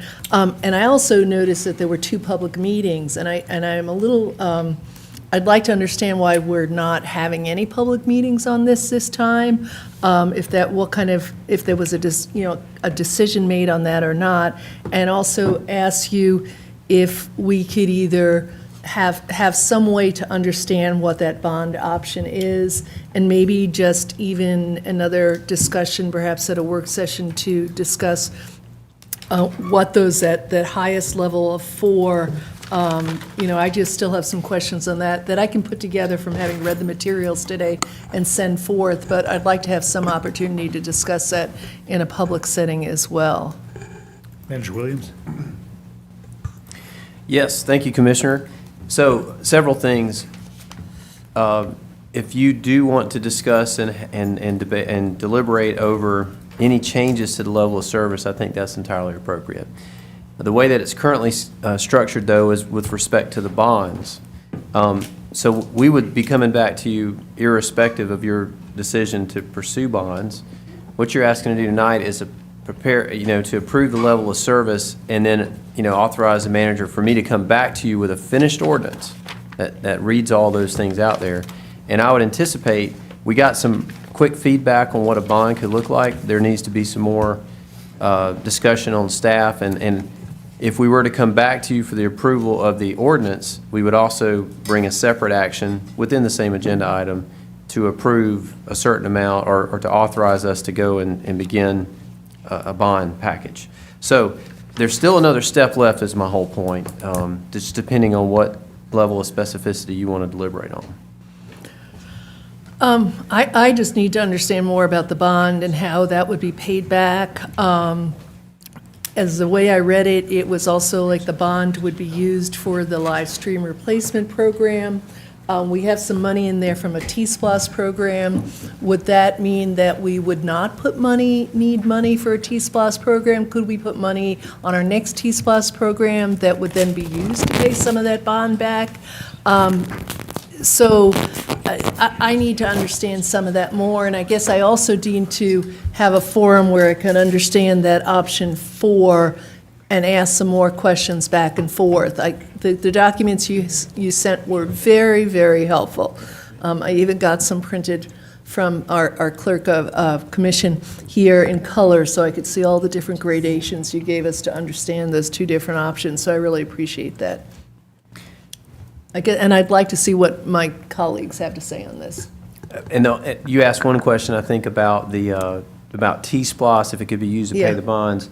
My understanding is, if it says it's for that purpose on the referendum, then you can do that. But just if you, after a referendum passed for so many projects, and y'all just said, well, we're going to pay some debt with this, you can't do that. I think that's generally correct. So, yes, you could on that, and yes, we're glad to hear, and yes, we're glad to bring a different forum to have that discussion. And any mention of the public input, why we've opted not to have that this time around? Or have we, and I missed it? We have not. Okay. Commissioner Hamby? Sure, I was just going to say, I am very interested in some of the requests that Commissioner Myers has made, especially as it comes to the level of service that we could offer with level 4 mixed with some sort of bond issuance that could be utilized on the next T-SPLOST to pay some of that bond back. So however, you see where I'm going. Provide a service that helps with a T-SPLOST package at some point. Commissioner Houle? Yeah, so I think I'm trying to understand. I mean, assuming I was arriving here thinking that there's probably going to be a motion to hold that would be supported, and I had a meeting scheduled with some TPW staff for next week to try to work on a CDO about the bond for live stream pipe replacement. So am I understanding you correctly, Manager Williams, that if we approved this today, there's still essentially no action taken until you return later, at which point that bond could also be part of what you bring forward? Yes, we would give you the information about what the bond, what that would look like, what the term, what the approximate impact would be to a ratepayer, both in year 1 as well as year 10. I think we're looking at a 20-year term. And so you would have that information, and then at the ensuing meeting, you would approve an ordinance that would ensconce the level of service that you want to see in the ordinance, and you would direct us to move forward on pulling together a bond financing based on those general terms we'd share with you. Okay. And so in that case, if we did move forward today with approval of this, nothing's actually happening until you return again to us anyway? No, and as a matter of fact, the third... We'd just be kind of affirming the work done by the Stormwater Advisory Well, I mean, Committee you'd be weighing in on the level of service, and and we would start to put together the ordinance that reflected that level of service. But if the body feels like they want to have more deliberation on that, I understand. Well, I don't know how long we want this conversation to go for right now, but I arrived here kind of prepared for a hold, thinking we might need a commission to find option to explore bond, but if now what I'm hearing is that might happen anyway as an option that staff could bring forward, I feel inclined to support this tonight and then, empower staff without it having to be in the form of a commission to find option one or a few of us works on. I don't want to take lightly the large amount of work that was done by our Stormwater Advisory Committee, which are our residents. I appreciated the stories they shared about their own character arcs, if you will, I guess, around like disgruntled to supportive, And I also appreciated that one of them said something to the effect of to not only understand why we need to be increasing our fee for the first time in nearly 20 years to meet the needs in a sustainable way, but also to not extend beyond what is feasible by staff. So I think in terms of the level of service question, if that's really all that we're deciding on today, I feel comfortable affirming the level of service brought forward to us by the advisory committee. And then I would hope that among the options brought forward by staff, there would be a bond that would look to wrap in the live stream pipe replacement program, because that's something that is in desperate need of funding, and I'd hope we could fund at the same time here. So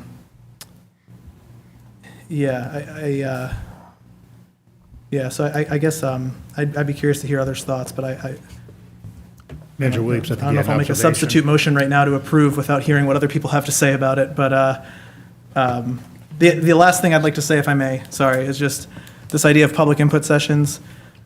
I mean, if we have public input sessions, we know what we're going to hear. We're going to hear a lot of people say, screw this fee, I don't want to pay anymore, what are you doing for me anyway?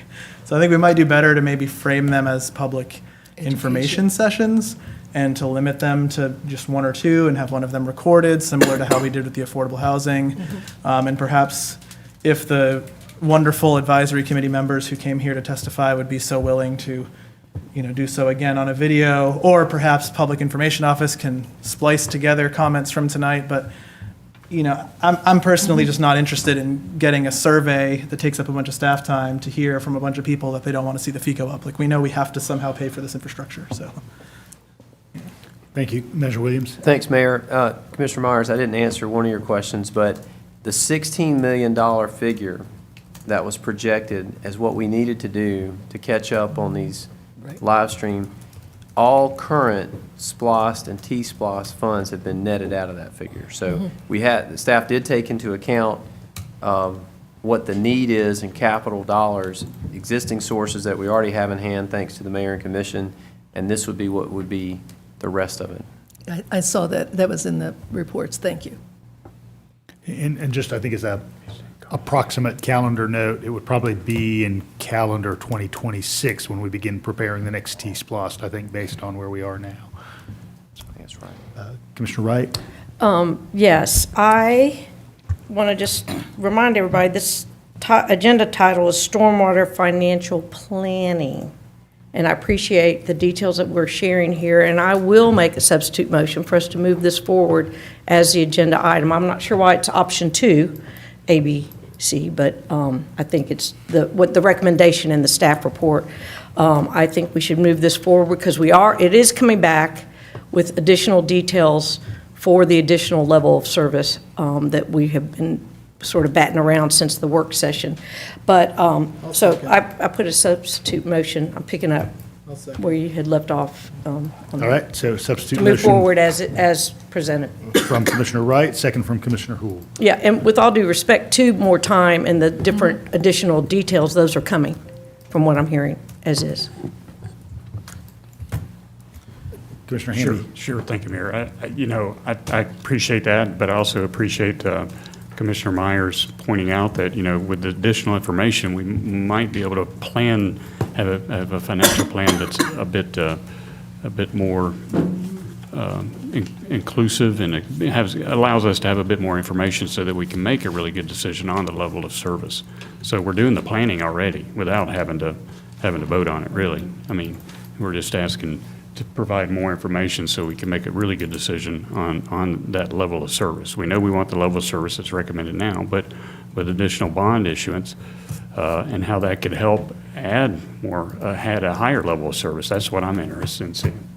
And I think, if nothing's going to happen until we get that information, why not just staff can move forward with the planning and we can get that information and then make a determination based on that information. Thank you. Commissioner Thornton. I also think that I always like to think that staff, and I want to thank the advisory committee for working on this. I always think that's part of the planning. But what was new a month ago was other options of funding that I would like to know more about. So I would support Commissioner Myers' recommendation. I think that we need all the information possible to make a good decision. I appreciate the speakers tonight and the speakers that have experienced what they've experienced. And And I appreciate the fact that they do not mind paying more money for good stormwater drainage systems. But if there's other ways we can fund some of this, let's do that, in my opinion. All right, so we have a substitute motion and a second on the floor. We'll go ahead and do round robin, Clerk Spratlin, beginning with Commissioner Wright. Wright? Yes. Fisher? Yes. Hool? Yes. Culpepper? Yes. Myers? No. Thornton? No. Hamby? No. Davenport? Yes. Link? Yes. 6 yes, 3 no.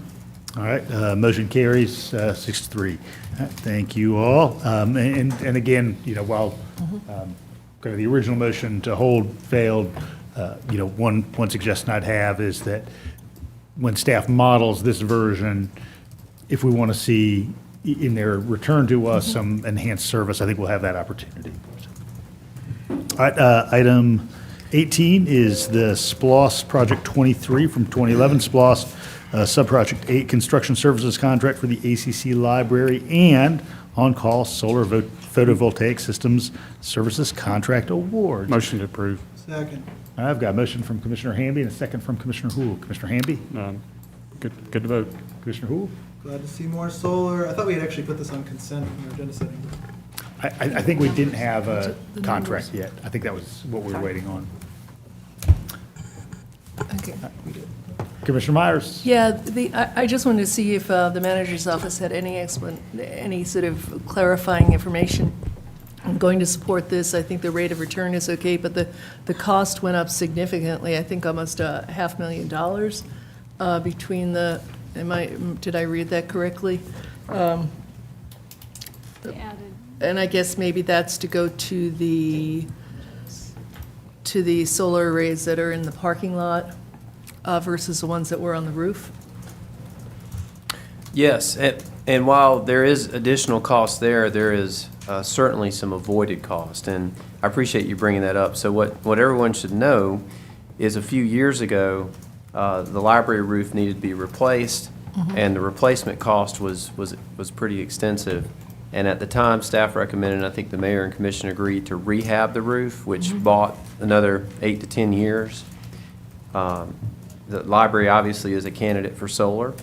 If we put the solar on top of the roof, then we're just going to have to take it back off when we replace it in a few years, which is not cost effective, and that would eat into the rate of return. And so a more permanent fixture, if you will, are on some of the islands in the parking lot. And, there'll be, I think, 9 trees that are taken out as a result of it. But then they can stay there, and you can still replace the roof, and you can still enjoy the use of it and get a better rate of return. So yes, I think the structures themselves cost a bit more, but long-term, it saves money for the county and the library. Yeah, and I think, Go ahead, Commissioner. it increases the amount of power from from 11% to 28.9% of the electricity. And there are some great images at the end of the agenda report that make it clear that not all the trees are coming out, and then shows you what the solar panels will look like. That was reassuring to me. Green power and green leaves united. Commissioner Davenport? I don't have a question. Commissioner Link? Yeah, are there any plans to replace those trees that have to come out on the property or nearby in the verge or something like that? I think there is some vegetation to go back in, but not trees, because unfortunately, everybody loves trees and everybody loves solar panels, but they don't work good together. And so there will be some vegetation that will go back, but not necessarily the trees. I'd like to propose that we commit to at least replacing those trees somewhere on public property. Trees have a significant impact in alleviating climate change and absorbing carbon. I'd like to make maybe a friendly amendment to this, that the removed trees be replaced somewhere on public property. I'll second. See where you fit it. So the request was for a friendly amendment, so just given the nature of the request, Commissioner Hamby, are you okay with that? Yes, I am. Commissioner Hool? So I guess I just want to clarify, does staff know that there's room on the property to plant 12 more trees? I don't, but But, we'll look at it. Can we just say we'll plant 12 more trees somewhere, That's what ideally I'm on the saying, property? yeah. Yeah. Net tree. Somewhere on public On property, not ACC necessarily property, like. more generally. There you go. Okay, well, there's definitely room there. Yeah, okay, that makes sense to me. I mean, yeah, sure. Sad to lose the trees. All right, so motion on the floor. Mayor, if I might too, I'm sorry. Please, go right ahead. Not to belabor it, I didn't give you the full response, though, Commissioner Meyer. So the other piece to this, is once it came off the roof, we only had 4 arrays up there, but now we're able to have 10. So there's more solar capacity with this new location as well. That drove cost. Everybody understands the motion on the floor? All in favor, please say aye. Aye. Any opposed? All right, motion carries. Thanks, everyone. All right, item 19 is a component of the arena, which is the Converged Network System Services. We, of course, live in a tech-heavy world where you need high-quality infrastructure to make it work. We've got a motion from Commissioner Thornton, second from Commissioner Hamby. Commissioner Thornton? I have nothing to say. Commissioner Hamby? All in favor, please say aye. Aye. Any opposed? All right, motion carries. All right, item 20 is the Government Operations Report on the Parklet Program. Commissioner Davenport is GOC Chair. I'm going to turn to you for initiation of this discussion. Thank staff and the GOC committee for working so hard and diligently on this, the Parklet Program. We had addressed, I think, not the CDL, our recommendation to address some of the site and the height and how the parklets are built next off of curbs have been addressed. I was a little shocked to see the recommendation for the cost.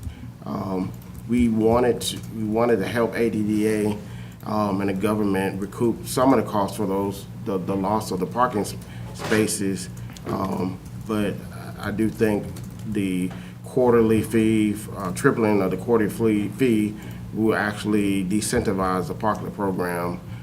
So I would like to table until our October voting meeting. I'll second. All right, so a motion and a second to hold until October. Any further input? Commissioner Hool? Yeah, I guess I'm just wondering what happens, I mean, if we table now, there's like a moratorium, do we have to like extend the moratorium? What happens with all the other timelines this is tied to? I think Attorney Drake, do you want to kind of note? Well, we're going to, I'm not sure when that moratorium expires. When? Like next, We will need to, We'd need to have a meeting table and to- extend we'll the need to moratorium by a extend that month. moratorium if we table it, Mr. Mayor. What if we, I don't have the ordinance ready what if tonight, so what if can't we do it. move to approve without changing fees from what they currently are, but then like kick the discussion around fees back to committee? Or whatever, something like that. Could somebody from GOC speak? Commissioner Link? Can we go ahead and extend the moratoria with this motion? No, it needs to be in an appropriate form in an ordinance or. Okay. I think Commissioner Hool hit it. I mean- Take that action, let's move on. Just hold off on the fees for right now. Keep them the way they are until, Okay. Maybe I mean, I feel like this is not, like, we just had our meeting a week and a half ago, so this has not been presented to the public. I didn't realize that it was going to be coming up this quickly. So Commissioner, would you like to potentially proceed with the new contours of the program, but retain the existing fees through? December 31st. Okay. that's good. All right, Sounds so good to me. motion is to modify the contours of the program, retaining the existing fees through December 31st, 2023. Would you like to see that back in committee for discussion of the fees? Yes. All right, so I'm glad to reassign that piece of it. Commissioner Link? Yeah, I mean, I feel like December 31st is coming up pretty quick. Some of these businesses are setting their budgets for the coming year. I mean, if we were to extend the fees, I feel like it should be longer than that. Why don't we just keep the fees as they are until and unless? Until and then the if you're end of the- assigning it to committee, it'll just come when it comes. I think our management wants to say something. I think Assistant Manager Edwards had a note. For staff, we like to let our leases know what it's going to be in enough time for them to plan. So if you're not if you're gonna kick it back to discuss, we'd rather you just extend it for a period so we have enough time to let people know that it is going to change. Do you have a recommendation of kind of Like rest of you've done with the fiscal- leasing policy, I think a 6-month period makes the 2 most sense for quarters. people to plan, or just extend it for the whole year of the permit and just wait for that next year. Do you want to go ahead and do to the end of the fiscal year? Yeah. Yeah. I think that's reasonable. Are the leases tied to the fiscal year or the calendar year? Quarterly. They're quarterly. It's up to each individual quarterly, but it is for a year. The permit's a year. But you can decide if you want to pay, if you want to have the parklet in a quarter period. And so for us, I think it would be at least a 6-month. What I'm hearing you say, though, is you're going to approve the actual changes except for the fee. Is everything except the fee is what I'm hearing, right? Yes, sir. So pick some quarterly portion of that if you want to come back. I think the fiscal year is a good touch point. That's fine. All right, everybody good with that? We're Yes, approving the sir. new contours of the program and going to retain the fee at least until June 30th of 2024. Everybody understand where we are? Yep. All in favor, please say. Mr. Moore, there's an ordinance related Oh, to thank you. I the appreciate that. new regulations for the park program. There was also an ordinance, a second ordinance related to the schedule of fees to be adopted annually. So I'm understanding that, second ordinance is going to be tabled. Correct. The first ordinance reads an ordinance to amend the Code of Athens-Clarke County, Georgia with respect to the Parklet Program and for other purposes.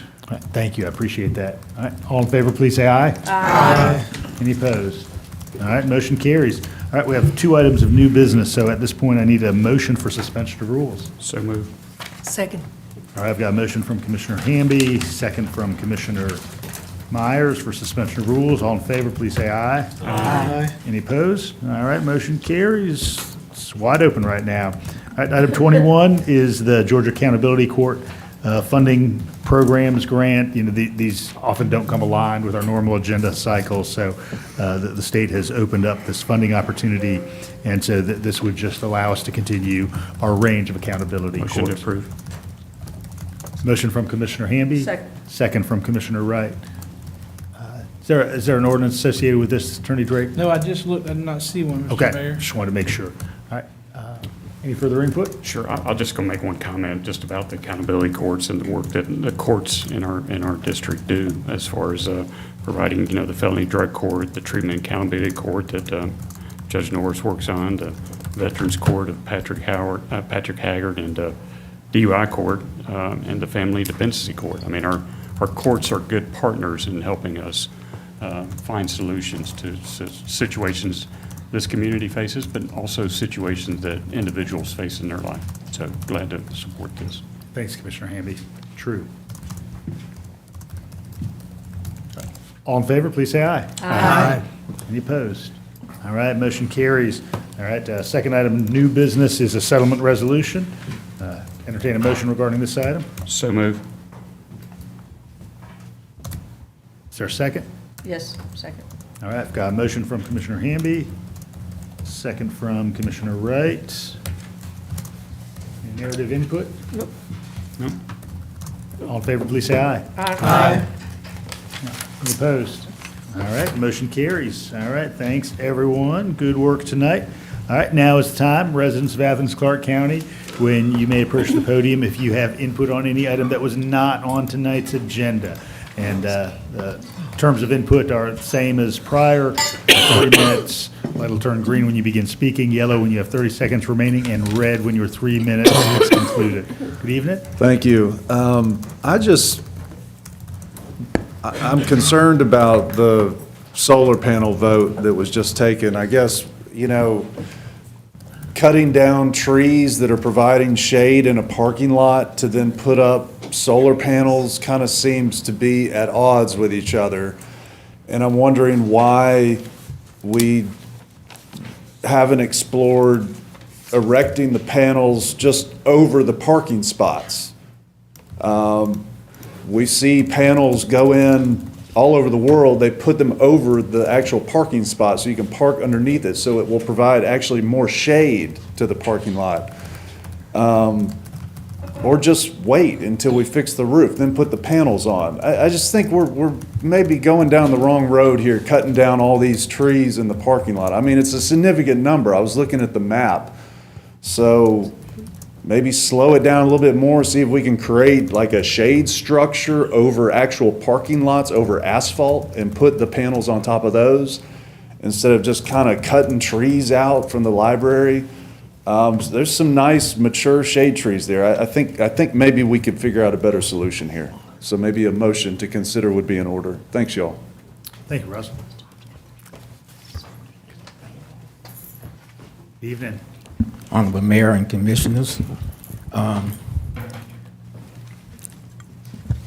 In 1963, it was quite a different world that we live in. At that time, there were no African-American elected officials. There had not been any since 1870. That year, 5 brave African-American young people integrated the Clarke County School District. That was 9 years after Brown versus Board of Education. It was, I guess, 2 years before the Civil Rights, 1964 Civil Rights Act. And luckily, all of those persons are still alive. So on September the 17th at 4 o'clock at the school district Vernon Payne Hall, we will have a panel discussion with those young folks, and we will honor those young folks. We're asking that you support that you come out, that you spread the word. We also ask that you begin to think about what type of permanent monument we can put up in this community in honor of them. So again, on September the 17th at 4 o'clock at the school district headquarters, we will honor the 5 young people who integrated the school district, but as we know, it was about more than integration of the school district. It was about opening doors of opportunities. So again, what I ask that you consider, begin to consider ways in which we can put some type of permanent structure or monument in the community before them. Thank you very much. Thank you, Mr. Smith.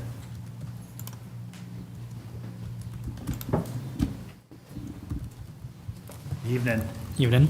I believe that in the next voting meeting in October, there will be a large discussion, I assume, on the affordable housing plan that was proposed. And I've heard various discussion on, I guess the cost of that is a lot of money in doing that and in supporting a local housing fund. So I guess in the coming weeks, I would also like the commission and each commissioner to consider the cost of not doing, not having money dedicated to a local housing fund, because local housing and supporting affordable housing in all places that it's been tried in supporting affordable housing, we have seen that homelessness has decreased, housing costs have decreased, and these keep communities together and neighborhoods together and more sustainable. So the cost of not making a local housing fund is that we are at risk of having our neighborhoods and communities be more at risk of displacement, be more at risk of gentrification, and more at risk of homelessness. So I would also just like each commissioner to think about that for the next few weeks before the next voting meeting. Thank you. Can I get your name for the record, please? Dylan Woolsey. I'll write it on the placement card. Thanks, Dylan.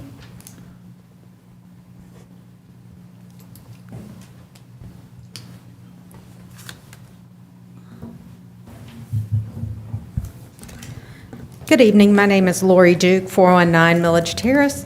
I'm here today to speak on the issue of bamboo and the impact of the quality of life issue. As you know, Ordinance 3.5.9 is entitled Control of Vegetation. It sets forth every owner or person in possession of lots or lands within Athens-Clarke County shall cause the lot or lands to be kept free of weeds and turf grasses over 10 inches in height by cutting and disposing of said weeds and turf grasses immediately. It further defines weeds as any and all vegetation, including without limitation.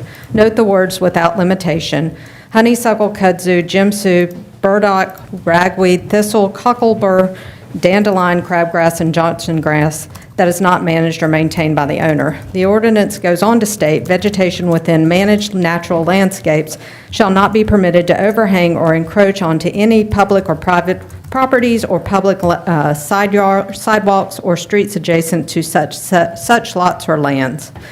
There is a current pervasive bamboo issue on Millage Terrace and Millage Heights that has been left unattended and has been allowed to invade several adjacent yards. It's currently within 5 yards of my property.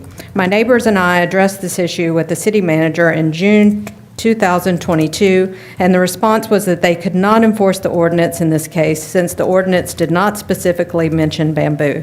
We've tried to work with our councilperson to address this through committee, but has not been brought forward as yet. There are precedent examples in communities such as Brookhaven that have addressed bamboo specifically to its code enforcement due to the invasive nature as well as the species found on the Georgia Exotic Pest Plant Council list of non-invasive plants in Georgia.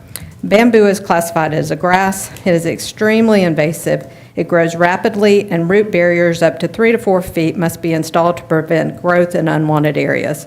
Of note, I had a very reputable tree service a few weeks ago that was providing a quote, and I mentioned the bamboo issue.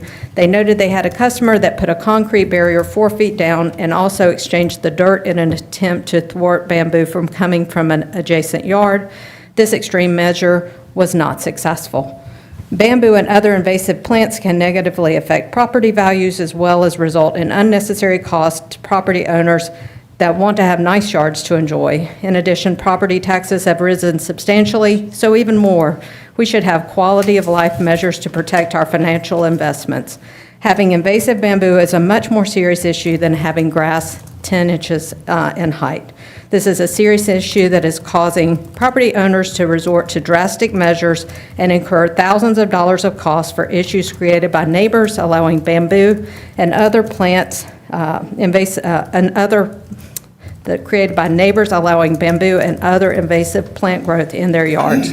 I would ask council to use the example of our neighbors in Brookhaven and amend the current ordinance to specifically include bamboo as well as other plants on the Georgia Exotic Pest Plant Council list of non-invasive plants in Georgia. Thank you, Laura. Thank you. Anyone else here tonight to speak to any item that was not on our agenda this evening? All right, I thank everybody for coming down very much. Just got a couple things tonight. I do want to note that there's a new resource guide, copies of which are on the table outside the chamber, and this is the roadmap to mental health support, noting, of course, the 988 number and reiterating 911 for immediate emergency needs. And on the reverse, there's notes about both community-wide, statewide, and campus-specific resources. So I want to thank staff for working on this, and hope everybody who visits City Hall picks one of these up. Do have 2 committee assignments tonight, and pertinent to a recent comment. The first of these is for the Legislative Review Committee, and I'd like the Legislative Review Committee to review and refine our invasive species ordinance.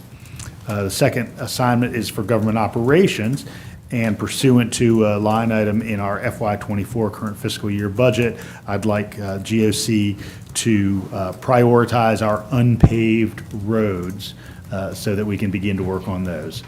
So there's 2 assignments for tonight. Can we add dirt roads to that too? Well, unpaved, generally. Okay. Yeah, well, that includes dirt roads. Okay, Yeah. all right, thanks. Okay, thank you. Yeah, Thank you. that's right.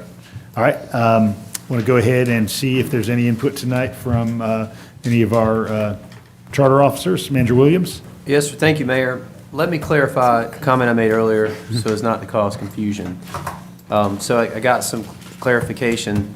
So you can use SPLOST funds to pay off general obligation debt, by putting it on the referendum for the SPLOST referendum question, but you cannot do that with revenue bond debt. And so the stormwater is revenue bonds. Okay, so it's pledged against the payment, general obligations pledged against the taxes. So they are different. So what I said was partially true, but that's the rest of that. So I wanted to clarify that for you. Makes sense. Thanks, Manager Williams. Appreciate that. That's all I had, sir. Attorney Drake? Nothing, Your Honor. Mr. Mayor. Mr. Mayor, Auditor? thank you. Real quickly, just wanted to state that the recently appointed audit committee will convene for the first time later this week as we look to draft a work plan. So, Thank you, I appreciate that. All right, we'll go ahead and begin with Commissioner Davenport and end with Commissioner Hamby. I have nothing. I just want to express some empathy for the lady who talked about the bamboo and invasive species. I'm glad to see that going forward to committee and acknowledge Russell Edwards' comments about trees. I think that we do need to more broadly address how we manage trees and native and invasive species, pass some ordinance to protect our ecology, and particularly our native ecology. When we talk about trees, it's not just the benefits of shade and cooling our public spaces, and the benefits of them absorbing carbon and helping to, in some small way, lessen climate change, but they're also habitats for hundreds and hundreds of species. That they're foundational species themselves. They support the species that support other species. So I really think that our tree council needs to be turned to develop some more detailed ordinances on how we manage our natural environment and our public spaces. Thanks, Commissioner. Yeah, I also think that our tree council could draft and put something together to help us with the residential trees, since we have, trying to maintain that canopy or increase it. I do appreciate my previous constituent, who's now Commissioner Hamby, is now your commissioner, but she's been very patient through the pandemic and waiting our turn for it to get assigned to committee. So I thank you, Mayor, for your patience as well and giving it to us. And the parklets, I'm glad that that's being addressed. I'm still not clear as to why the parklets in a historic district aren't getting a certificate of appropriateness to them. But I think it's because it's in the right of way versus an actual property that's in the district. But I look forward to the people that do continue with the parklets, having them designed more appropriate for the downtown and the design that are around it. I think our sidewalk cafes are really a better suited way for us to have outdoor dining, and maybe we could address currently sidewalk cafes can only be at the front where the address is and the front door of our businesses, and I think that we could hopefully have a quick committee review of it to also allow sides of buildings. So it's only one side of it, but that could be a minor change that allows us to have more sidewalk cafes that for that ordinance as the parklet one. I do appreciate that coming forward with some repairs or improvements for our improvements on that. Thank you, Mayor. And also, I want to thank you for signing the paved roads. I have one of my subdivisions have a road that's unpaved, and it should have been paved years ago, but it hadn't. And been trying to work with some residents over there to get that done. So thank you. And hopefully we can come up with a plan and get whatever other roads in this community that need to be paved, get those paved. And the only other thing I want to mention is on Monday, September 11th, there will be a salute to first responders to be at Beach Haven Baptist Church. So looking forward to that. So Thank you. Commissioner. Thank you, Mayor. First I want to thank the public commenters. Your words have impact, so thank you for sitting through our meeting to be here. And I'm glad for the invitation to the Clarke County School District headquarters on September 17th at 4 p.m. just to reiterate that, that sounds like an important event to honor the brave students who initiated integration in our schools. I'd like to ask my colleagues and the mayor to consider advancing a resolution of this body, which would be a fairly basic one, requesting that the state government examine ranked choice voting. I think trying to do that now-ish, getting the ball rolling now to get it passed before the legislative session begins next year would be good timing. We've heard from a number of different people over the years about this sort of thing. They've pitched a couple of different drafts of one, and there's even been some support percolating on both sides of the aisle in the state government. So I think that's a powerful tool that we can't exercise ourselves locally unless the state government does due to rules around uniform voting systems, but I'd like to see us explore that if people are interested. And I also wanted to raise up some tenants' rights issues in our community. We had a particularly poignant example over the holiday weekend where a particular landlord, one with a pretty gnarly reputation in our community, who's receiving rent that's supposed to include utilities every month from their renters, did not pay their water bill for many months and accumulated many thousands, tens of thousands of dollars debt with our staff, who reached out and got no response for months until shut-off notices were posted on the doors of all of those rent-paying tenants. And so that raises to mind a few different issues, but the biggest one that I'd also like this body to consider is how do we, as a government, respond to lack of payment in situations like this where there is a mass issue of unpayment? Because currently, as it was relayed to me, our staff ends up in a situation where they feel their only tool is to punish the rent-paying residents, who are often in situations like this with landlords who are not paying their bills.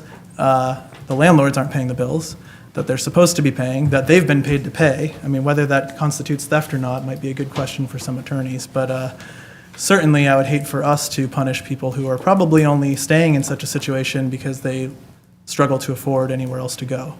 And as we know from the information we've gotten in our affordable housing study already, and the additional information I'm assuming we'll get in the Cloudburst study, housing's at a shortage. It's very difficult for people to afford to pay, so they end up in situations like this.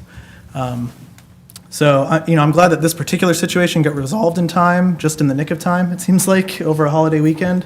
But it does, in my mind, open up an important question for us about what do we do as a body that's right by our residents and not just some corporation who's shirking their responsibilities out of negligence. Finally, our colleague, Commissioner Taylor, is not here, but did let us know that that's because of some illnesses in her family and hopefully probably unrelated, but it did bring to mind for me that COVID is circulating once again. And the vast majority of people in Athens don't have their boosters, and still around half haven't gotten vaccinated in the first place. So please, if for some reason you're listening to me at this late hour and you haven't yet, consider getting your vaccine or booster. And actually, a new booster is coming soon to deal with some of the new strains. Thanks. Thank you. Yes, I'd like to commend this group for the collaboration that took place over the last couple of weeks on the various CDOs that we proposed tonight. We all came together and worked together and agreed on all those, and I like the way we worked together on that. And also thank the mayor for assigning to government operations about the dirt road program. I'd like to just follow up on some of the points about the solar panels. I will be following up to talk to staff a little bit more about that. I'm also the commission representative on the tree council, so doesn't that work out well for bringing it up with them as well? I am concerned we just our 100% energy coordinator just has moved on to a non-ACC job. And I think that concerns me some because that's the second person who's been hired and left in the time I've been on the commission, and that's an important position for really looking closely at all these programs on that. On a very positive note, I promised Mr. Shane Sims at the jail that I would brag and talk about how wonderful the program is that they have over there, the Principles Over Passions program. I attended the graduation ceremony last Friday.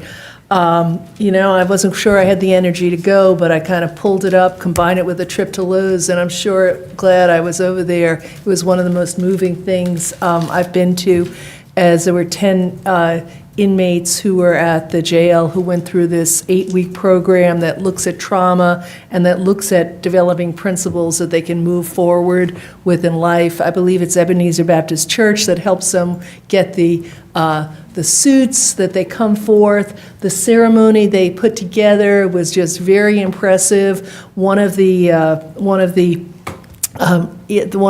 men who graduated from the program sang a beautiful song that he wrote himself called "Mama, I'm Okay," that I think should, go worldwide on YouTube when he gets a chance to do that. But I want to thank Mr. Sims for that program, congratulate all the men who went through it, and thank Ms. Gray, who's the program coordinator out there, and then Sheriff Williams as well. Mr. Sims and his wife both talked about how they wished that a program like that had been in existence at the jail for years and years and years. Anyway, I encourage my colleagues to attend one of those graduations if they can. I'm just going to mention for Ms. Whitehead to save the date for the sign unveiling of Lennontown Lane, September the 21st from 10 until 2 between Cloverhurst and Baxter Street. Thank you. What was the date? 21st. Saturday, 21st. September.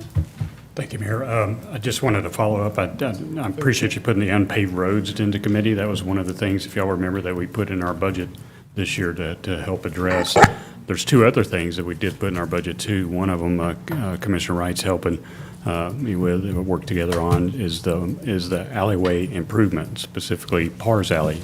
So hopefully we'll see, we've got a letter prepared to go out to help start that quitclaim stuff so that we can help fix up that alleyway that we did put some monies in the budget for, that will have to come back before this commission in order to allocate that. The second thing that we put some dollars in that Manager Williams has made me aware of is the neighborhood traffic calming thing. I think we put a good amount in there to cover some new speed tables that, from my understanding, Manager Williams, correct me if I'm wrong, but the RFP for that will go out in September with some approval in November, and roughly weather permitting construction of those in November as well. If I'm wrong, send me an email and say Mike was wrong again. You can copy everybody on it. So. And that's all I got. Motion to adjourn. All right, Second. motion to adjourn from Commissioner Hamby, second from Commissioner Thornton. All in favor, please say aye. Aye. Any opposed? All right, thanks, everybody. I appreciate it.